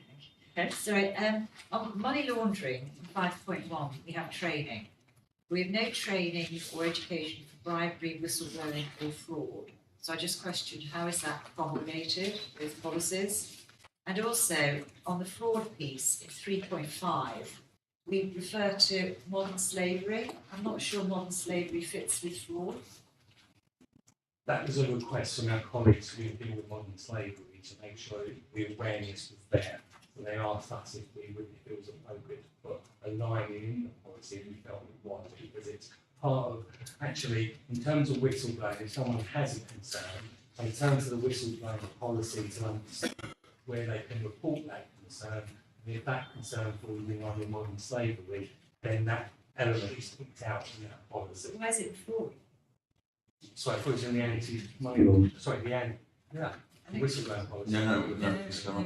Sorry. No, what I was saying is, okay, money laundering, there's training, that's the first point, okay, that's quite clear in 5.1. But there's no training for bribery, whistleblowing or fraud. So I'm just questioning how those policies promulgated through the organisation. And the other one, of the fraud paper, 3.5, Yes, Um, fraud response plan. it refers to modern slavery, and I'm not sure that fits with fraud. I'd have thought it'd fit more with whistleblowing. I would agree. It's in the wrong section. If I take the first point first and foremost, which is regarding the training. So I think it's just a case that we've not notified, we've not put in each of the policies that there is training for. Training does exist in those individual areas. So we have an e-learning training. And for Just consistency. put it in, because if you put it in one and you don't put it in the others, it's like you're not doing it. So we can pass that across all Yeah. policies. Good. Absolutely. Now, in terms of the other part you've asked, it was in the whistleblowing as well. There should be a line in We'll there. come to whistleblowing in a minute. Yeah, but it is in fraud. But in terms of full response plan, I suppose Section 3.5. the reason I think I put it in the full response plan is if someone was looking for there because of, again, turning to it as a concern in general and not identifying it, but it can be taken out. And I take the point that you're saying it's not specifically fraud and therefore shouldn't be. Just I not. suppose I'm trying to highlight where people can turn for specific issues. So just one point, which is if you were going to take it out and put it in whistleblowing, putting it in the safeguarding section would be the obvious place. Are we requesting that para 3.5 is taken out of Out this? of the fraud. Yeah. Into whistleblowing. Okay, Sorry, I noted that paragraph 11.1 in the anti-money laundering on page 86 does talk about an e-learning course. Is that the training to which Andrew was referring? It does talk about e-learning courses, which presumably applies to the internal staff. So yes, so the e-learning is available. There's a number of different modules. Some cover anti-bribery, some cover fraud awareness, and they cover money laundering as well. And quite right, I should be covering it across all three of them, highlighted in there. And my actual substantive question was on fraud that's perpetrated by when the council makes payments out to residents. How is that governed and captured in these documents? I'm thinking here along the lines of if I use my mobile phone, it uses facial recognition and log on to a council site to get payment. How do you monitor to make sure that the fraud is reduced in that type of interaction? Given that the DSS, I believe, say about 10% on money that they pay out gets paid away for them. So just asking about that cyber piece. Absolutely. My understanding that also, I believe David has also given you assurance that we're going to do a whole piece on prevention across the council, so that you get a view of that. The area there in terms of electronic payments, that would fall under our colleagues within IT, so I would need to get them to get clarity on that. However, what we do have, it's sort of akin to that, is some very strong management information when we're receiving payments in, so that we can identify if, for example, cashbacks and refunds, which is a massive area for electronic fraud, where people steal people's credit cards, pay a council tax bill day one, and on day two ask for the refund before we're made aware that that's a stolen credit card. So we're starting to get much better management information with the system at the moment, to the extent that we're now able to put blocks where we need to. Unfortunately, blocks on council tax accounts, but blocks are in place because people are using those accounts almost like a bank mule account to fund money through and money laundering issues through those. So I would need IT colleagues in terms of the payments that we make going out, but in terms of payments coming in and things like cashbacks, we do have processes in place to identify that and detect it. Now, one of the biggest problems, as you may be aware with anything that's electronic fraud, is where do I then go? Because a lot of people use various different portals, they won't be using their own IP address for me to trace them back. So what we're having to do is send that off to the NCA, using action fraud to make them aware, in the hope, if nothing else, some of the accounts where the money's going back to, i.e. the mule accounts, can be closed down. So then the question is there a policy then in relation to the things that you just mentioned, or is it a subsection of one of the policies that's here? Like I didn't see anything that goes into the granularity of what you just explained to the committee. Again, it's a bit like the operating procedures and the policies. So in terms of these are policies. The departments involved in those processes will have it in their operating processes what they should be following and what they should be doing. But it will depend on department to department to make sure that they have the right processes in place. Hopefully that will then be picked up as part of individual. I think the question though is where in these reports is that covered? But it wouldn't cover this. Not in detail, but in some sort of principle. I'm not sure the policies would apply in terms of those principles, but I can have a look at it and decide if it works and bring it back to yourselves in terms of. I think one of the issues is with the growing cybersecurity, we need some comfort from these. We've mentioned other things, but we don't mention that. So it probably is covered in something, but it needs to be probably as a growing concern mentioned in it. It's probably something that I need to work more closely with our IT department, Okay. given the fact that it falls under their remit, to make sure that we can pick it up in the policy. So we ought to be able to read these and see that, yeah, it's covered. Not detailed, not operational stuff, but it's covered. Is that Yes, I have one more point to raise, which is on the whistleblowing policy. And I have two comments there. The first is on page 4, paragraph 4.2, I believe that's a typo, it should read, the council will not tolerate. Yeah. My other point, in addition to the modern slavery one we already made, is in section 5.1, and here I have 2 points. The first is, I observe that there is no escalation route beyond the Director of Audit, Fraud, Risk and Insurance. Typically, in a whistleblowing situation, there's somebody else that's above and beyond that person.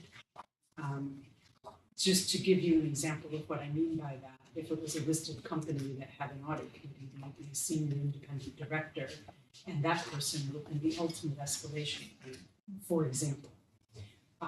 And so I appreciate fully that staff can report concerns independently, but if there was any concern, forgive me for, I'm not suggesting there is in any way, but if there was ever to be a concern that someone in that position, maybe there was something wrong, there should be another person above that who can be activated to help with any independent investigation requirements. So that was the first point in that paragraph, and then the other is, I don't recall ever, maybe I've missed it or I just don't recall it, forgive me, but I don't recall this committee ever being given any kind of view as to whether staff has ever used that hotline.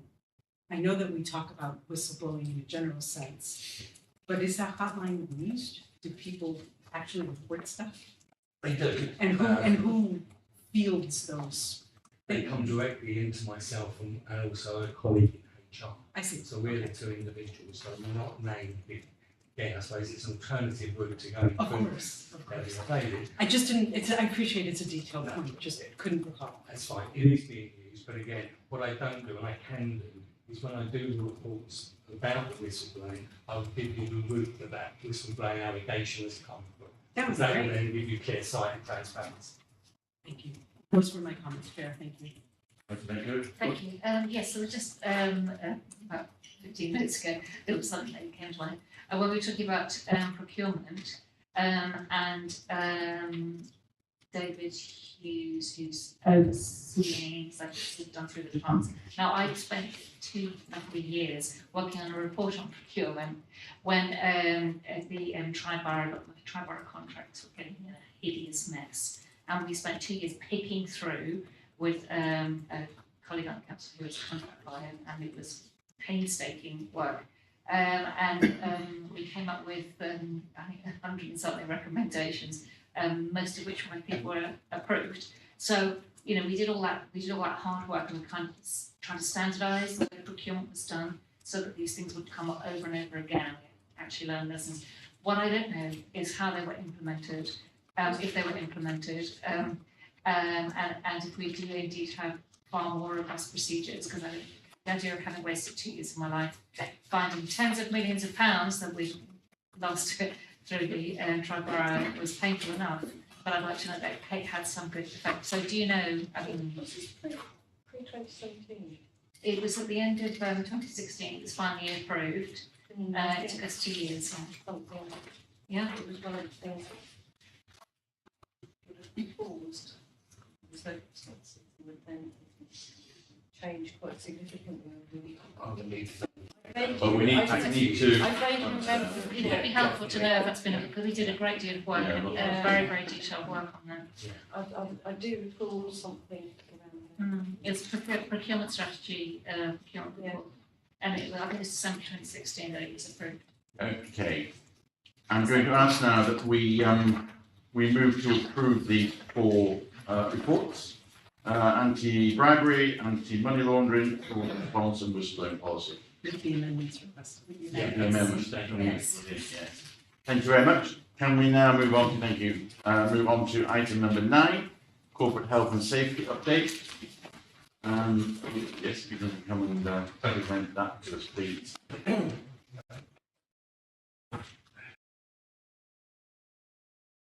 Right, good evening.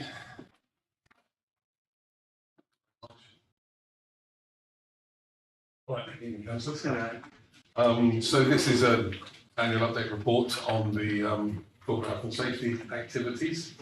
It's actually it's a bit late coming to this year. It's actually for the year from April 2021 to the end of March 2022. So it's 6 months old in terms of what we've been doing. But really, I mean, I won't talk through it in very much detail. I'm sure you've all read it already. The governance structure for health and safety remains the same, and it's quite spread throughout the organisation. I was noting some of the previous conversations about kind of single lines of reporting. We've got quite a wide spread for health and safety governance through the organisation, and the whole idea of that is that kind of separation of powers. So that there's no one person who sort of answers for any of this, although it might seem like a bit of a meandering route. One of the things I'm particularly pleased about, I mean, starting on page, I think in the packet would be 108, which would be talking about the group looking at corporate assurance on building safety. That reflects on what I set out to do when I joined the council here is really get a really strong culture of going above and beyond, doing better than what the law expects. My view, certainly as a safety professional, is that health and safety law is a great set of legislation. You know, there's some really good ideas and principles set out in there, but they are a minimum standard. And I think we've got certainly this authority, certainly since the disaster in 2017. You know, we've got a lot of ground to make up as an organisation in terms of safety, and that's what I'm getting actually really good support across the council in doing. So that's something I'm particularly pleased about.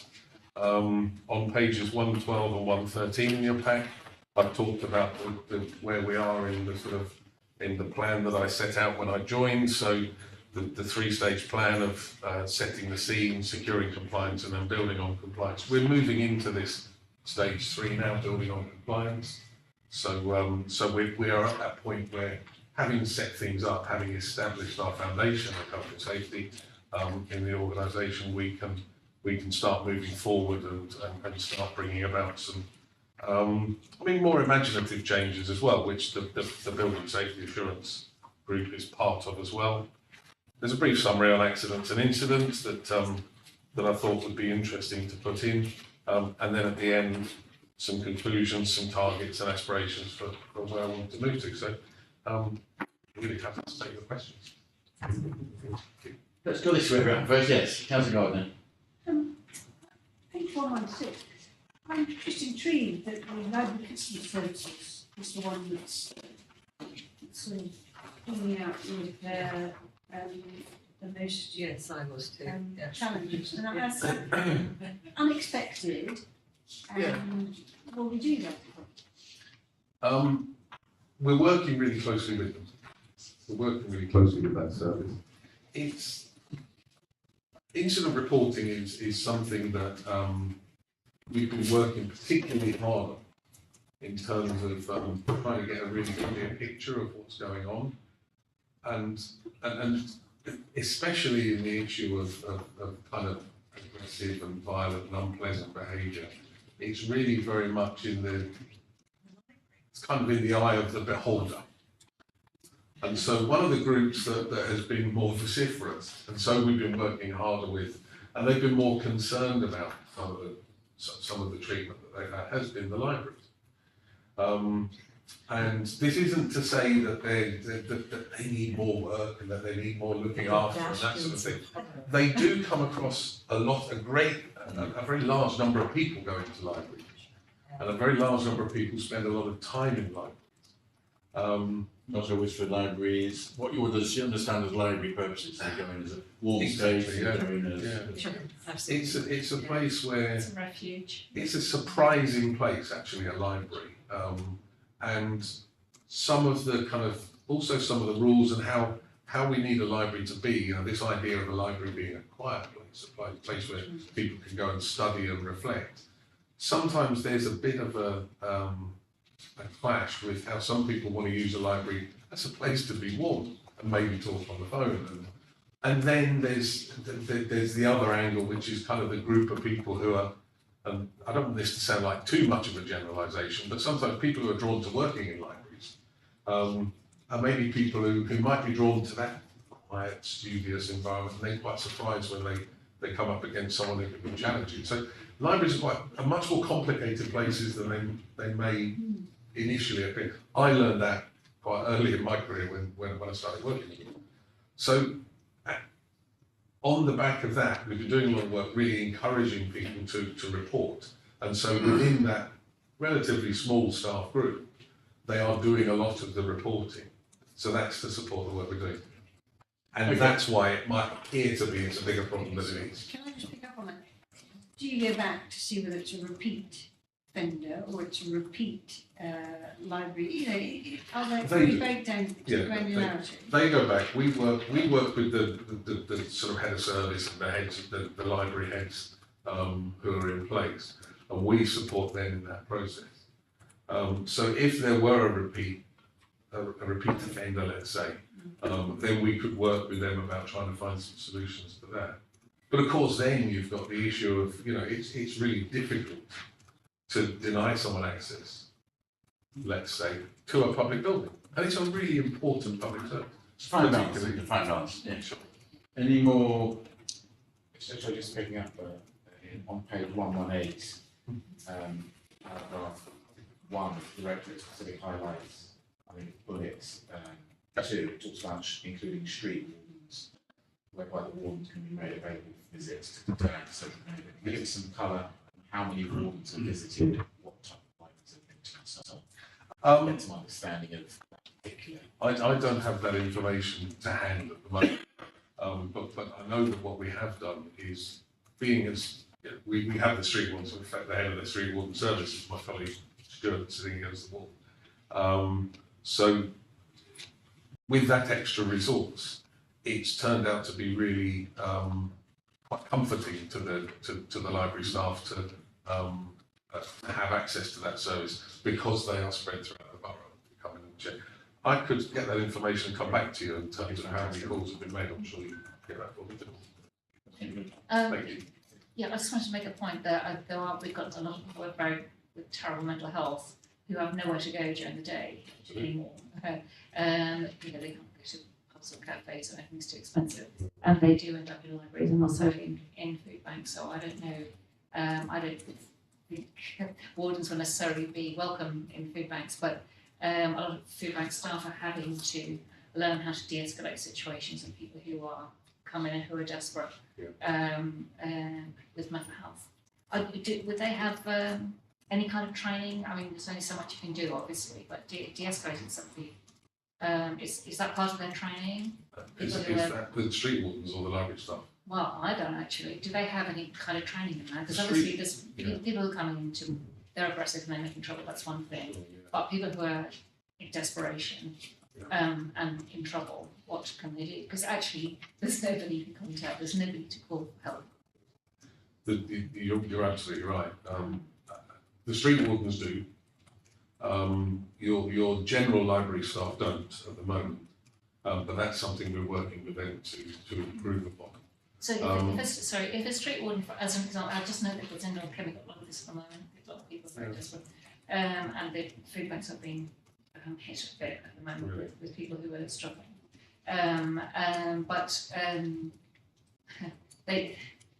The problem is there is nobody to call. If someone's sort of halfway through a mental health crisis, there's no number to call. It's not great. It's a really difficult situation. I mean, it's the idea of making the street wardens available is it's kind of something between being handled locally by library staff and then having to call the police.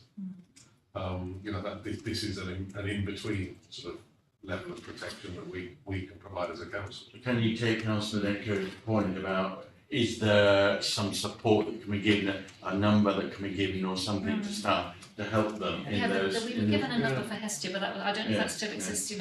If somebody's actually having a crisis or just struggling, or you need to talk to somebody who knows what they're doing. And not straight to the doctors or to be sectioned, but somebody in between. And it's that in between thing. I don't know if there is. It used to be Hestia chair, but I don't know if it still is. And maybe that would be helpful. Okay, can you look in? I do. If I may, Chair, there's someone. I'm really sorry. Well, please to join you. Brief. Yeah, certainly. So, my name's Stuart Bristol, I'm Council's Chief Community Safety Officer, and among other things, I've got responsibility for the community wardens. Your community wardens are trained in a number of areas, mental health being one. So they are able to identify someone who's in distress, who may be in need of mental health support, and they will link in via the mental health services, substance misuse services. If someone's really in a high state of distress and causing distress to the wider community, they will be. No, obviously. It's like in between thing. But yeah, we'll find out. I'll take that away and review the sort of relationships and the advice that's in the libraries as well. Okay, thank you. Thank you, Stuart. Committee, okay, can I therefore ask that? So, final question, sorry. Page 119, where you've got the plans and targets for 2022-23, could you put some form of timeline in the bottom bullet points of the page to give us some steer on when you anticipate getting those things done?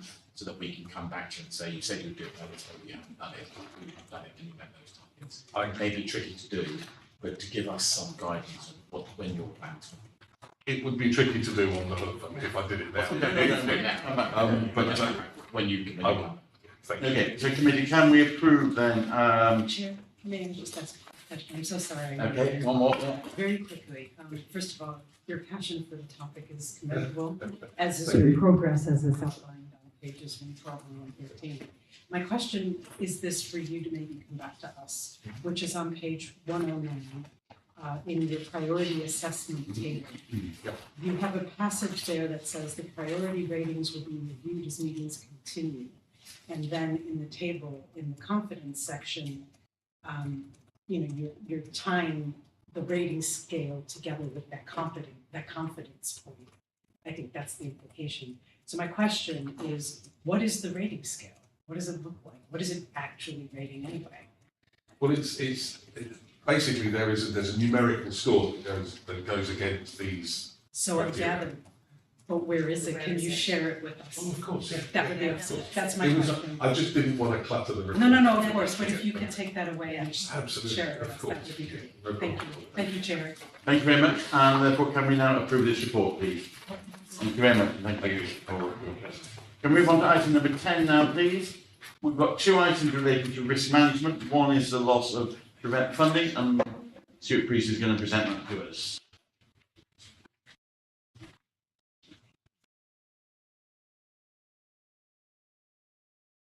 We're not planning on being here that long, Stuart. No, somebody else's fault. I'm getting a bit by. So I will try to keep this brief. So this paper sets out for you the anticipated reductions. I'm aware it's the 28th of November, and I had anticipated that the Home Office would write to us to confirm the message that we received from civil servants in summer. By this point, they have not yet. Nonetheless, we are anticipating significant reductions in the Prevent grant, which funds the Prevent service. The paper goes on to highlight some of the risks and the measures that the Council is considering in response to manage those risks and other risks, principally through a transformation board which will be established and meet periodically between now and the end of the financial year to build a robust risk assessment and measures to manage the risk of what is essentially moving from 4 dedicated prevent posts to 2 dedicated prevent posts for the next financial year, and then thereafter the Home Office funding reduced to nothing. So within the paper you will see on page 123 the prevent duties. So those are, I won't go through all of those, but sort of central to those are the assessment of local risk and the development of a prevent action plan, receiving referrals and for safeguarding, and that will be for young people and adults, and putting plans in place via a monthly channel plan, statutory responsibility in regard to that. Providing specialist training via the WAC training, establishing a process to understand if there's any events planned within public spaces which may be used for radicalising influences, and then to engage with the voluntary sector and civil society organisations and groups in respect of an open dialogue around this agenda.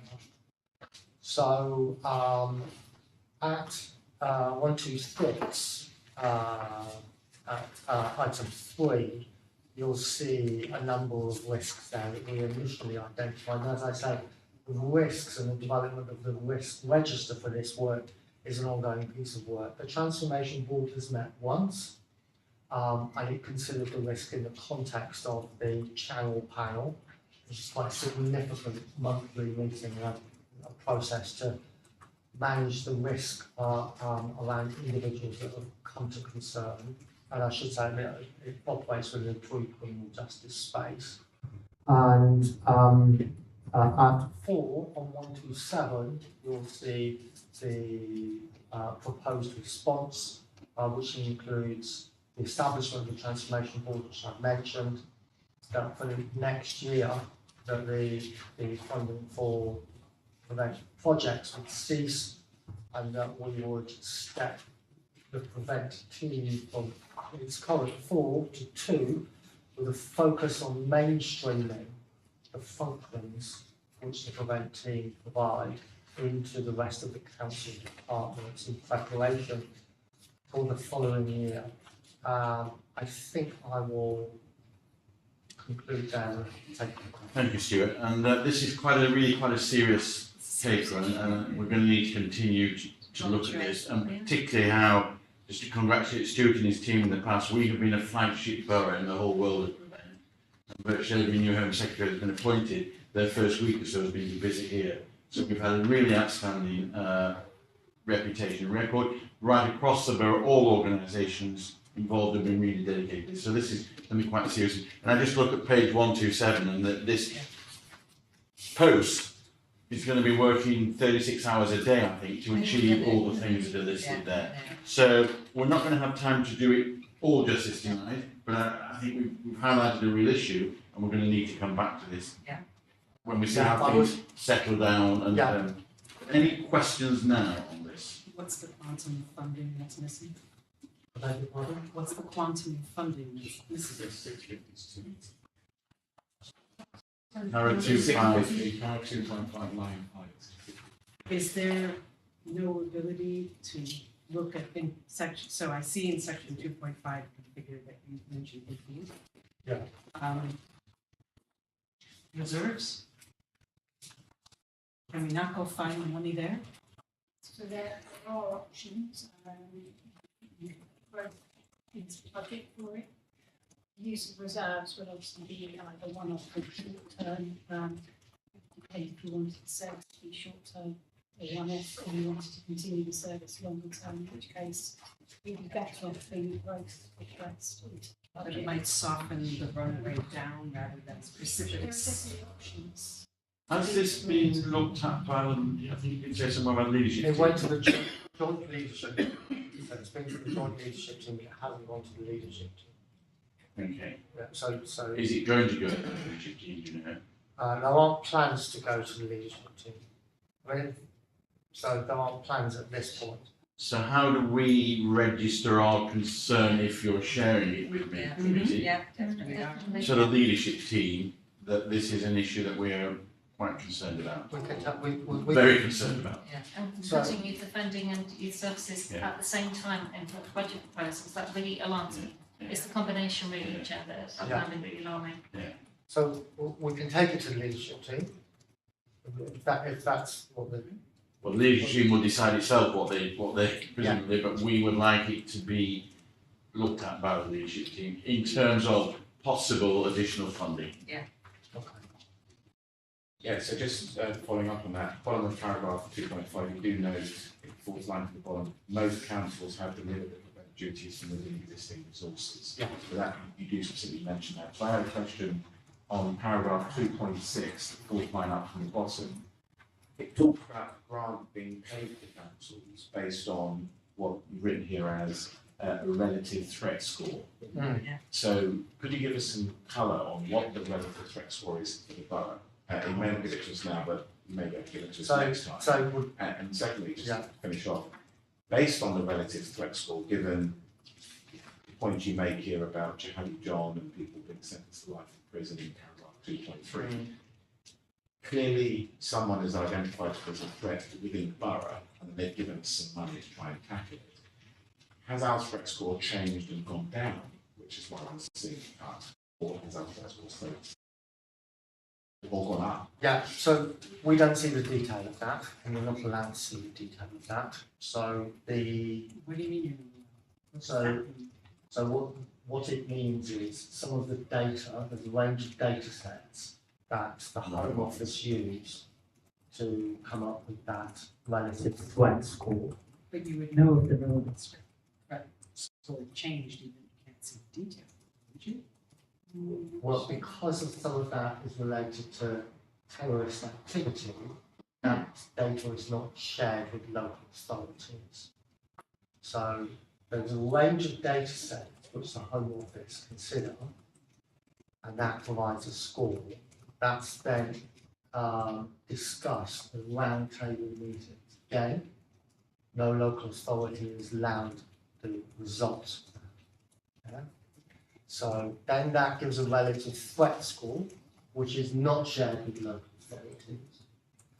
The outcome of that is the allocation of funding, which is shared with local authorities. So all the embassies we've got in. So we. Stuart, are you in a position to say, relative to other authorities, do we get a lot, have we in the past had a larger funding, which could lead us to excuse that we've got 650,000 2018-19. Yeah, it must so have been historically, quite both boroughs have had more funding than any other local authority. As in Westminster.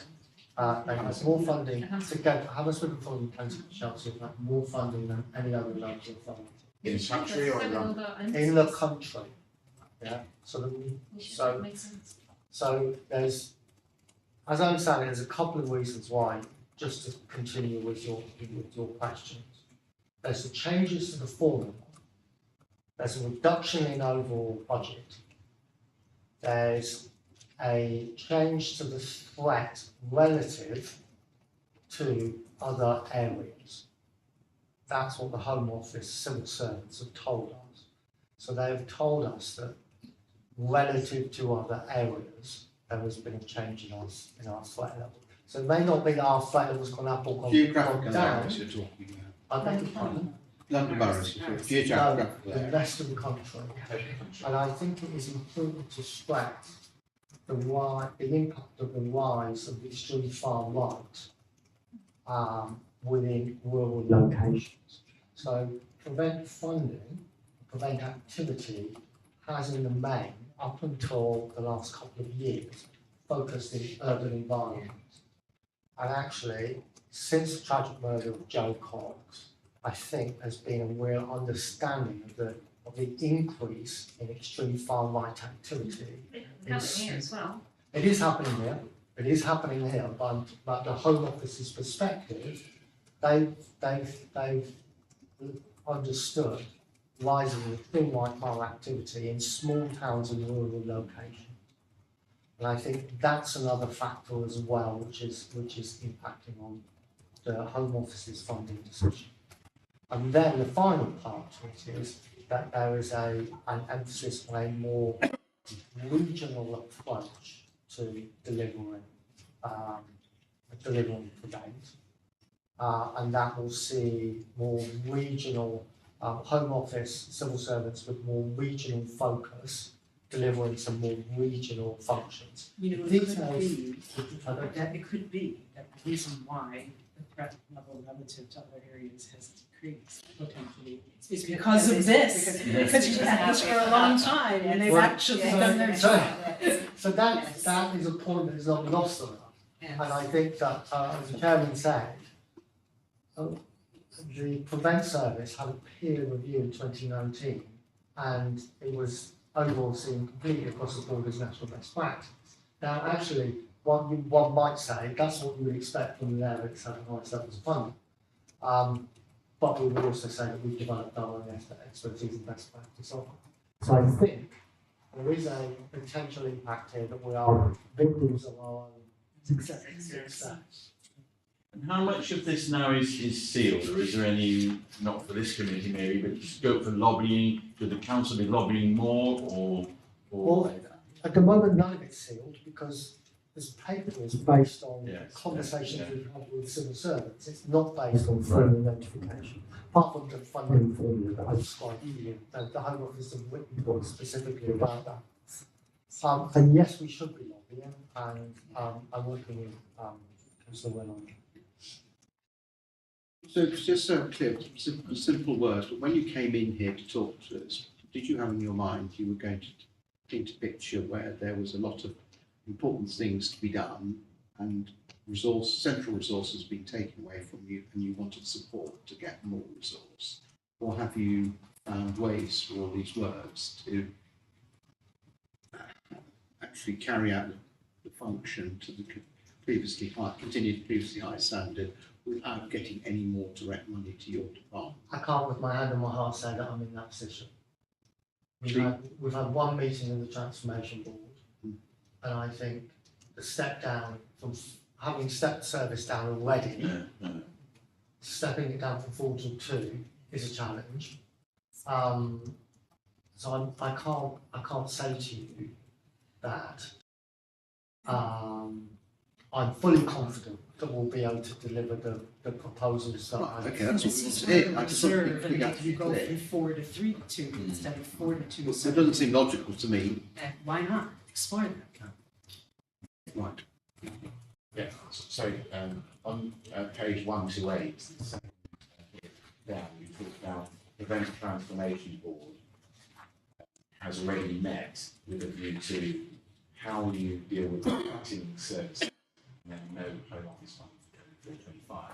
Presumably, the Transformation Board has an action plan that you could obviously share with this committee so we can see what your thinking is. Yeah. And my second part is who's on the Transformation Board, so we actually understand who's actually there making the decisions or actually looking to implement this sort of step down process. Those are two things on the transparency aspect. So 2 things.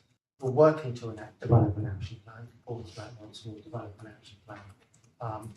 By transformation board meeting again in January. And who sits on that is senior managers from all of the council departments. So children's services, adults, or all mental health services, all of the respective services. As well as Hammersmith and Fulham as well. Yes, so it's a joint transformation board with Hammersmith and our police colleagues. Okay, I'm going to pause that one there. And thanks, Stuart. You clearly raised a lot of concerns within this room. So it's something we're going to need to completely keep an eye on, and I'm sure we'll be inviting you back pretty soon to hear the results of the Home Office's decisions and where your transformation programme is going. So thank you very much, and yeah. So anything else on that? Let's move on. Okay, so let's move on to item number 11.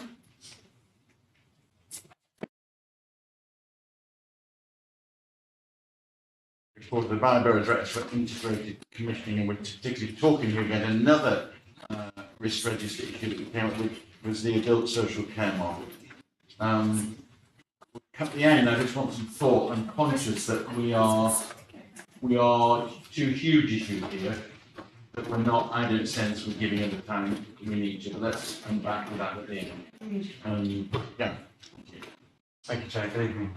Thanks. The report's relatively brief. I just want to say a few words finding the introduction and update. As it was being written, we were waiting for the outcome of the ordinance statement to see what would happen in relation to adult social care reforms, which had the potential to provide some long-term certainty around ongoing investment in adult social care and funding situation. The result of the statement is that that policy remains in place, but it's been postponed for 2 years. So it's pending the outcome of the next election. So there's a degree of uncertainty there, but we're working on the basis of those policies as they have been set out in the 2 pieces of legislation. In terms of our own approaches locally, in terms of the fragility of the social care market, there's nothing distinct about the social care provision in this borough that makes it more fragile than other parts of London or indeed other parts of the country. It's the fragility of the social care market is a national issue, both in relation to care homes, both residential and nursing care homes, and for the elderly and for working adults, and also particularly in relation to home care. Our various approaches to giving oversight and management of the fragility of that market and the providers that we work with in particular comprises a number of elements. That includes our robust contract management approach with those providers, which includes, as you would expect, regular credit safe checks on their viability, as well as our ongoing investigations into their productivity against our specifications and contracts. We also participate in a lot of sector-wide work to understand the fragility and nature of the organisations that we work with, because a lot of these organisations, as you will know, aren't just located in Kensington and Chelsea, but work across London and in some instances across the country. So we work with London ADAS, National ADAS, so the Association of Directors of Adult Social Services, which is a sector support body, as well as our colleagues in the NHS who also commission a lot of these organisations too through their own fund. The key risk for us that I think you'll have picked up from the papers is in relation to workforce. And the social, having been a care worker myself in the past, it's demanding physical and emotional labour for what we pay as a London living wage. Some organisations pay below that, and we know there are some in the local market who we don't contract with, but we sometimes have to spot purchase from, aren't as committed to the London living wage as we would expect them to be. That leaves them exposed to the risk of not being able to recruit or retain staff, particularly where they are in competition with the retail sector and with the hospitality sector, which are also struggling significantly to recruit. Those recruitment and retention patterns also have a seasonal aspect to them, so we tend to see it more difficult to retain and attract more home care workers, in particular around the Christmas period and around the summertime, for a number of reasons, but partly that's from competition from other sectors. And certainly for the first time a few years ago, we saw lots of people lost just before Christmas time to delivery services, particularly the Amazons of this world, etc., who will pay more than we're able to pay for care, which is a sobering fact. Our other risks are in relation to quality, working with our quality assurance partners here in the NHS and with CQC, and the knock-on effect that any adverse findings from quality reviews can have on market provision. So we have an example at the moment where an adverse CQC inspection of a home care provider is contained. We were working on an improvement programme with that provider before that happened, but the knock-on effect of that, so the safety of individuals, we can be reassured about through our safeguarding and contract management processes, improvements happen. But for those organisations, a CQC rating of requires improvement rather than good or outstanding can mean that we and others wouldn't allow them to bid for contracts when the next tendering exercise comes around. So you can have a kind of downward spiral in the market if we aren't able to maintain that high quality issue all the way through. And there are minor risks in relation to what you discussed earlier on, so fraud, and sometimes that can be inadvertent, but it's something that we closely monitor and follow up where, for example, home care visits are clocked through the electronic care monitoring systems that home care workers use, but actually they may have left the care visit earlier because their work had been done or the person didn't want them there, but we paid over the odds, so we have mechanisms for checking that and clawing that money back where necessary. I'll be brief, just a few more points. As already been mentioned in other items this evening, the economic climate that we are in currently makes the fragility of the market and its management additionally difficult. So those points you were discussing in relation to your treasury management function regarding inflation have a particular effect on our ability to meet the requirements of home care providers. We contract with them to pay London living wage, and proportionate increases in London living wage, while we would applaud those, if the grants coming through to local authorities don't meet that proportional increase, it makes it difficult to honour our contractual obligations. As with other organisations, care providers have escalating energy costs, food costs, etc. And we work with those providers to effectively try to get as fair a balance as we can in those uplift negotiations every year. This year has been unusual. We're usually able to contain those sorts of inflations within a 3% average. Looking where inflation is this year, clearly we have had to accommodate some of that and ask providers to accommodate that through lower margins where they are private sector providers in particular. Our demand picture is set out in summary form in those papers. It shows what looks like quite a moderate increase in a lot of areas, but I would supplement that by saying, particularly for residential care, so people in care homes and for dementia, frailty and for nursing, there's been a pattern over several years, and we expect this to continue, of if you think of it, I suppose, a kind of pyramid of care with dementia nursing at the top of that living residential setting, and then people being cared for in their own home further down the pyramid, all the way through that pyramid, the acuity of care need has increased. So whilst the number of people being placed in care homes is going up by single-digit numbers per year, the level of care need they require is significantly more. While some of that cost can be mitigated through technology, hoists and exoskeletons of care workers that can help to manage some of those risks, the actuality is that it ends up costing more because sometimes you have to have double up care. And that acuity of need cascades down through extra care settings and through sheltered and where people are in their own homes. So the demand picture is more complex than just the numbers might indicate. And then lastly, just a little bit on some of our aims.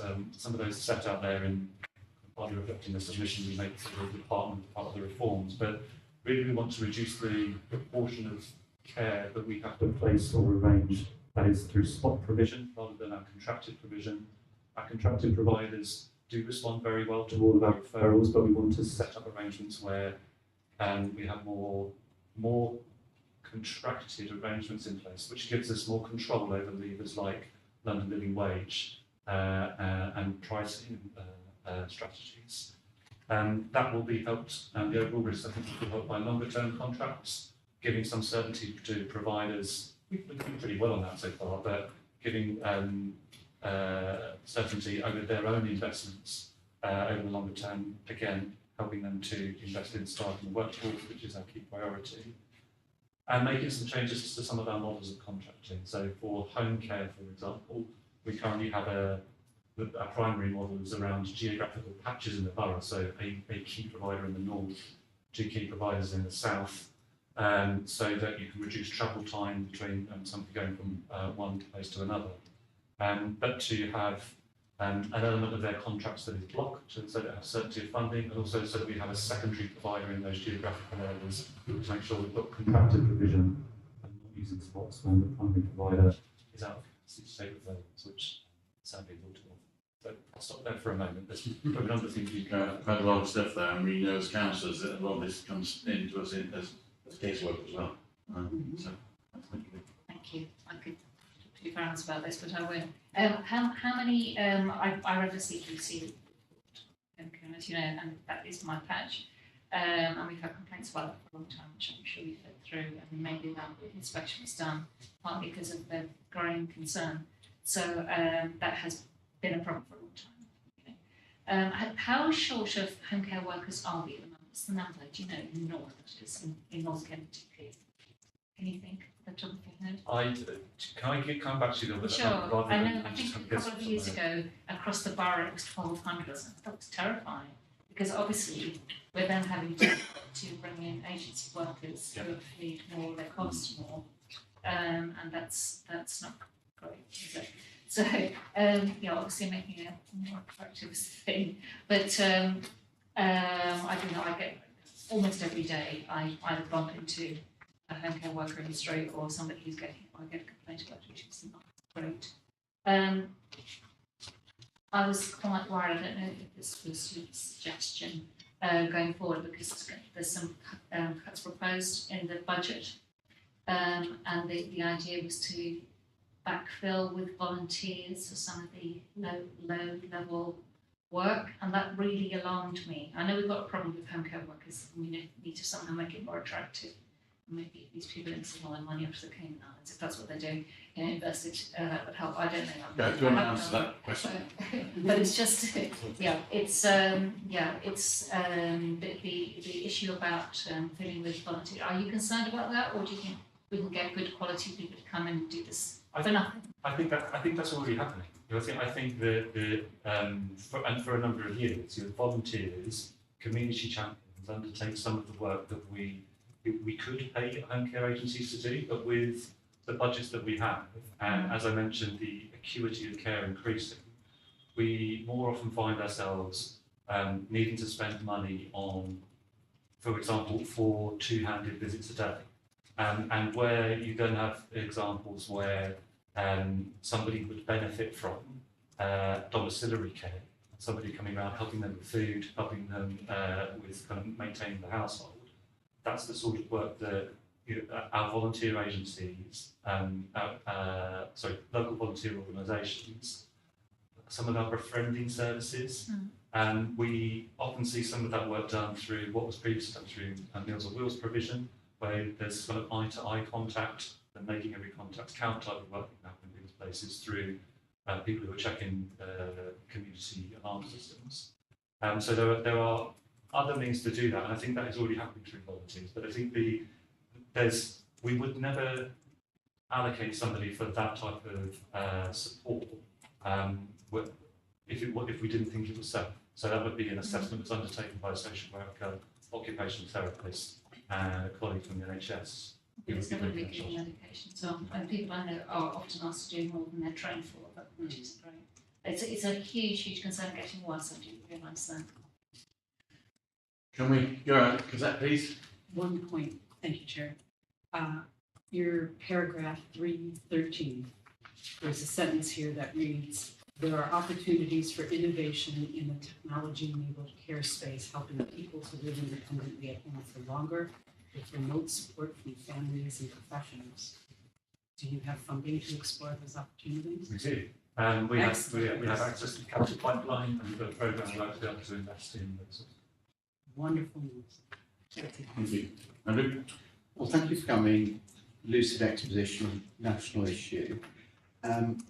First question is, how is it going working jointly with the NHS? Because I thought the outcome of the fourth quarter statement, whilst health and social care are joined together, no more money is being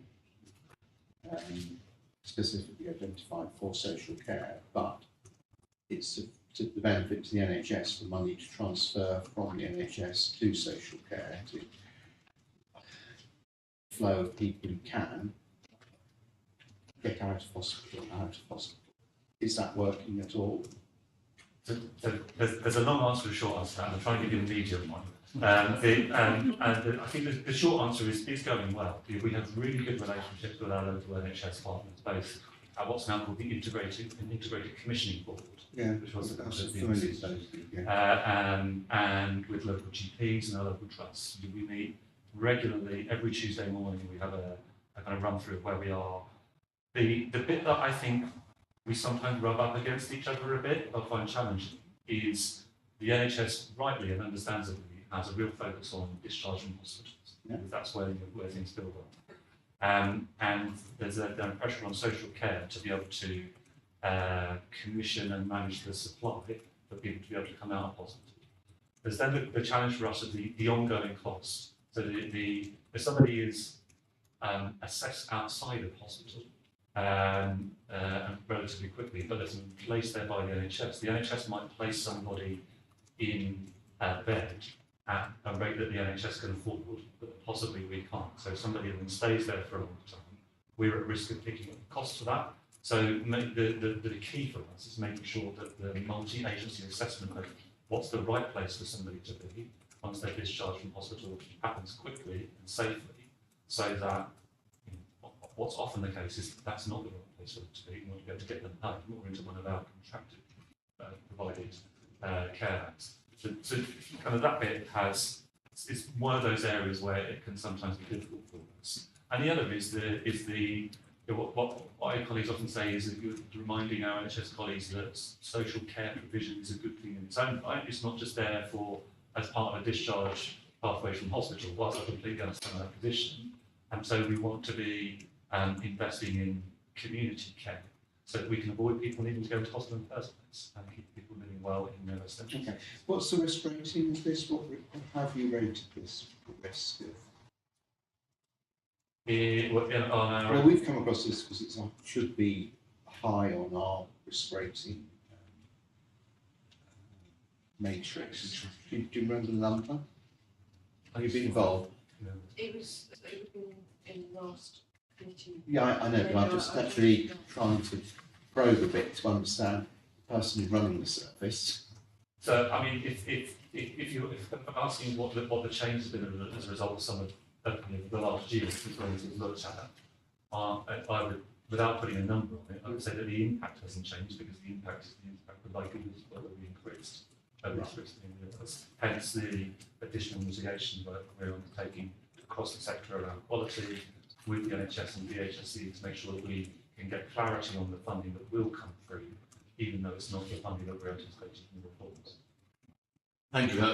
There was slightly another question there, which I think you're beavering away on the back road to find you. On the council's risk register, what rating was this given? Yeah, I'm sort of trying to sort of see the profile. I think it's a very high risk. And then what was the last question, really similar to the previous gentleman. Do you come to us saying things are under control? I do, yeah. Things are under control. I think you as a committee, as members, you can be assured that the council is making the right investments to make sure that provision is safe and is available, and is working with its NHS partners to do that. But I absolutely agree with you about this being probably one of the council's most significant risks because it's demand-led, and as needs are identified, we fund. So we keep buying as needs are identified and needs are going up in terms of their acuity. So in cost terms, it is a risk to us on that basis, and it is an increasing risk to us in terms of if all of those financial pressures in the market that I've described come to be realised and providers fail, that happens relatively quickly. We can usually manage that, but if that starts to happen at scale, particularly some of the larger private providers choose to withdraw from the market. So Four Seasons, for example, has been selling all of its care homes recently in the country. We're the provider of last resort. And if we're the provider of last resort and have to deliver that ourselves, it's a lot more costly than it's doing that. Thank you. Just one very quick question. In paragraphs 3.4 and 3.6, we talk about care home providers and the care homes requiring improvement. And you mentioned, Gareth, that when it comes to their renewal, you may not renew them. When someone requires improvement, what action items are taken there? Because presumably if someone came to you requiring improvement, you wouldn't contract them in the first place. So you still contract with someone who requires improvement, just quite concerned. So there's a London-wide protocol that's agreed called the Provider Concerns Protocol. Whenever either a major safeguarding incident occurs in a setting or with a provider, or when our own quality assurance and contract management provision leads us to have a deeper investigation with an improvement plan in place, or a CQC rating and find something. On all of the occasions where we've had a contracted provider that has had requires improvement finding, we've already known about that and have been working with them. So the one that Councillor Coe referred to earlier on, we've been working with that organisation for a long while before. CQC was sort of virtually catching up on its reporting and through commissioning and our safeguarding team. We will work with them on an improvement plan. We'll issue default notices on contracts, so they may have penalties that they'll need to adjust to, but we don't want to undermine the organisation. Our ambition is to keep them in the market, keep them safe and high quality, on making sure that individuals are kept safe. So effectively it's a process of improvement. If they don't meet that, things can come to an end. And so while we're going through the process of improvement, we're preparing our operations colleagues for the idea that they might need to review these cases to transfer them to another organisation. Thank you. You got an answer to our question of where it is on the risk register? We have, yeah. It's item number 13, and the current rating is a score of 20, which is a likelihood of 5 and an impact of 4. So it's a very high rating. Yes. You deserve to be. Yeah, just clarifying then, I think do we have any jurisdiction over the private suppliers that people finance themselves? Because we have quite a lot of people in this borough who finance their own care. Do we have a standard, or do we have a kind mark, or do we have something? We do. There's two ways in which that would happen. One is a lot of care homes in particular effectively cross-subsidised. So we might have, so a 50-bed care home, we might have 20 beds that we use, but 30 of them are self-funded, and they kind of merge the funding across to make it add up. But because we've got some contracted provision, we've got leverage to go and find out more about that provider, in particular in relation to the 20 of those that don't like the fees. But overall, for the sector, we're the statutory responsible organisation for safeguard. So we can make unannounced quality assurance visits. If a safeguarding is raised, effectively a whistleblown by a member of staff or a family or carer or an individual living there, our safeguarding teams and quality assurance will go into that organisation, whoever's running it, as long as they're registered with the Code Quality Commission. Thank you. So, can we note that report? Keeps blocking my view, so No. there you go. Right, keep going. I just wanted to touch on the increase in the demand in terms of the complexity. And do you think this chart really does that justice in terms of the? Because when I read this report, I didn't really pick out the complexity element, but actually cases were getting more complex for whether it's at-home care or elsewhere. Yeah, I agree. Yeah, obviously this chart doesn't do that justice, and I think we could. There is a version of this that has. I'm not very good at describing type of graphs, but it's got a bar chart with the different elements within it that could show you the level of need within each of those numbers, and that going up each. Okay, I think that would be really helpful, and certainly if you're sharing this with whether it's adult social care, select committee, whatever, I think that level of detail is really important. Take note of that report, and thank you very much, Gareth, for coming. That was very good. I'm sure again, like the prevent, we'll be back to this pretty soon. But I'm conscious of time. Our next item on the agenda is the action tracker. I'm going to suggest that unless you have any specific questions, that need to be asked here, if you do, can you address them to the officers outside of the committee, if that's acceptable. There's an issue on here that we've discussed about completed tasks and how long they stay on for and clearing them off once they have been completed. But I think we've got some work to do on that, haven't you? Great. Okay, thank you very much. Thank you for that. There is one item of any other business. Actually, Chair, may we also touch on the forward program? Okay. For the March meeting, I wanted to know if it was possible to add the Brentford assurance to it. Should be done by then. Yes. Yeah. I'm concerned about we will add that to it, and we're going to take some stuff off it actually, because looking at it now, it's a very long meeting, but that is an important issue, and we need to put that on it. Because it'll have been over a year by then, since we started. Yeah. Thank you. Could I just mention one thing about the forward programme? We've been working quite closely with Callum and Sam to get a better plan, because it's just too much. We've had 2 meetings, it's pretty quick succession. We want to be very, very clear what are the statutory things that need to come to your way, and when we can then fit in other reporting. So that's something that we are very keen to sort out. So as you say, the March thing. There may be things on there that we can send as briefings to you. Yes, more interesting, and then we can have proper discussions at the meeting. I'm conscious when we're talking about this that I feel these meetings are too long, and there is some stuff we look at quite superficially when we actually do much. So we need to look at the balance of what's on and how we manage it. But thank you for that, and thank you for your thoughts on that. Except you had one at the other business. I did, thank you, Chair. I'll keep it brief. Following on from the annual report and accounts, with thanks to both Cam and to Lisa for their support in my research, I wanted to know a little bit more about reserves. And so I was given the extract of what I was looking for, Reserves Policy 2022-2023, which is Appendix 2 in the Budget and Council Tax Report, pages 55 to 57.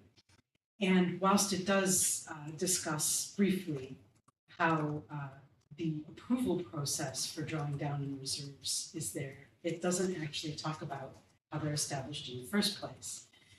After a little bit more digging in the Constitution, Part 8, Section 3, paragraphs 325 in particular, it says the Executive Director of Resources is responsible for advising on prudent levels of reserves for the Council, etc. But it gives absolutely no other guidance whatsoever as to how that judgment is going to be made and what the minimum standard will be. I just wanted to thank you for agreeing to look into the matter. I think that this should be on the agenda for March. There absolutely needs to be some kind of better standard here for establishing reserves, in addition to how we determine their drop down as well. So the quantum is here, but how you discern how you consider what to allocate to what is not so clear, at least not to me. And since there's no documented procedure anywhere, it would seem, so we haven't found it yet, I think there needs to be. Thank you. Yeah, yes. I'm saying at the back there. It's just to say, we will look into it. Obviously, I found the constitution stuff today. We found the papers being reserved. I can't see anywhere that it does say how it's established and written down publicly. We certainly have the processes within the finance team, and we have some approvals, and I was explaining earlier privately before the meeting started about the process. But we can bring back a proper process to this committee so that you can be assured of the way that is undertaken. Thank you. And I'm happy to work with anyone outside of that meeting to share best practices elsewhere. That's all to you. Sure. Thank you. Thank you very much. In which case, then that concludes the business tonight. I'm sure you'd all join me in wishing David speedy recovery. Yes. And back to any of the MD. Thank you very much for your attendance tonight. A lot of issues covered. Thank you very much indeed to all the officers who presented, and good night. And see you next year. I'm not going to wish you all the stuff, but too soon.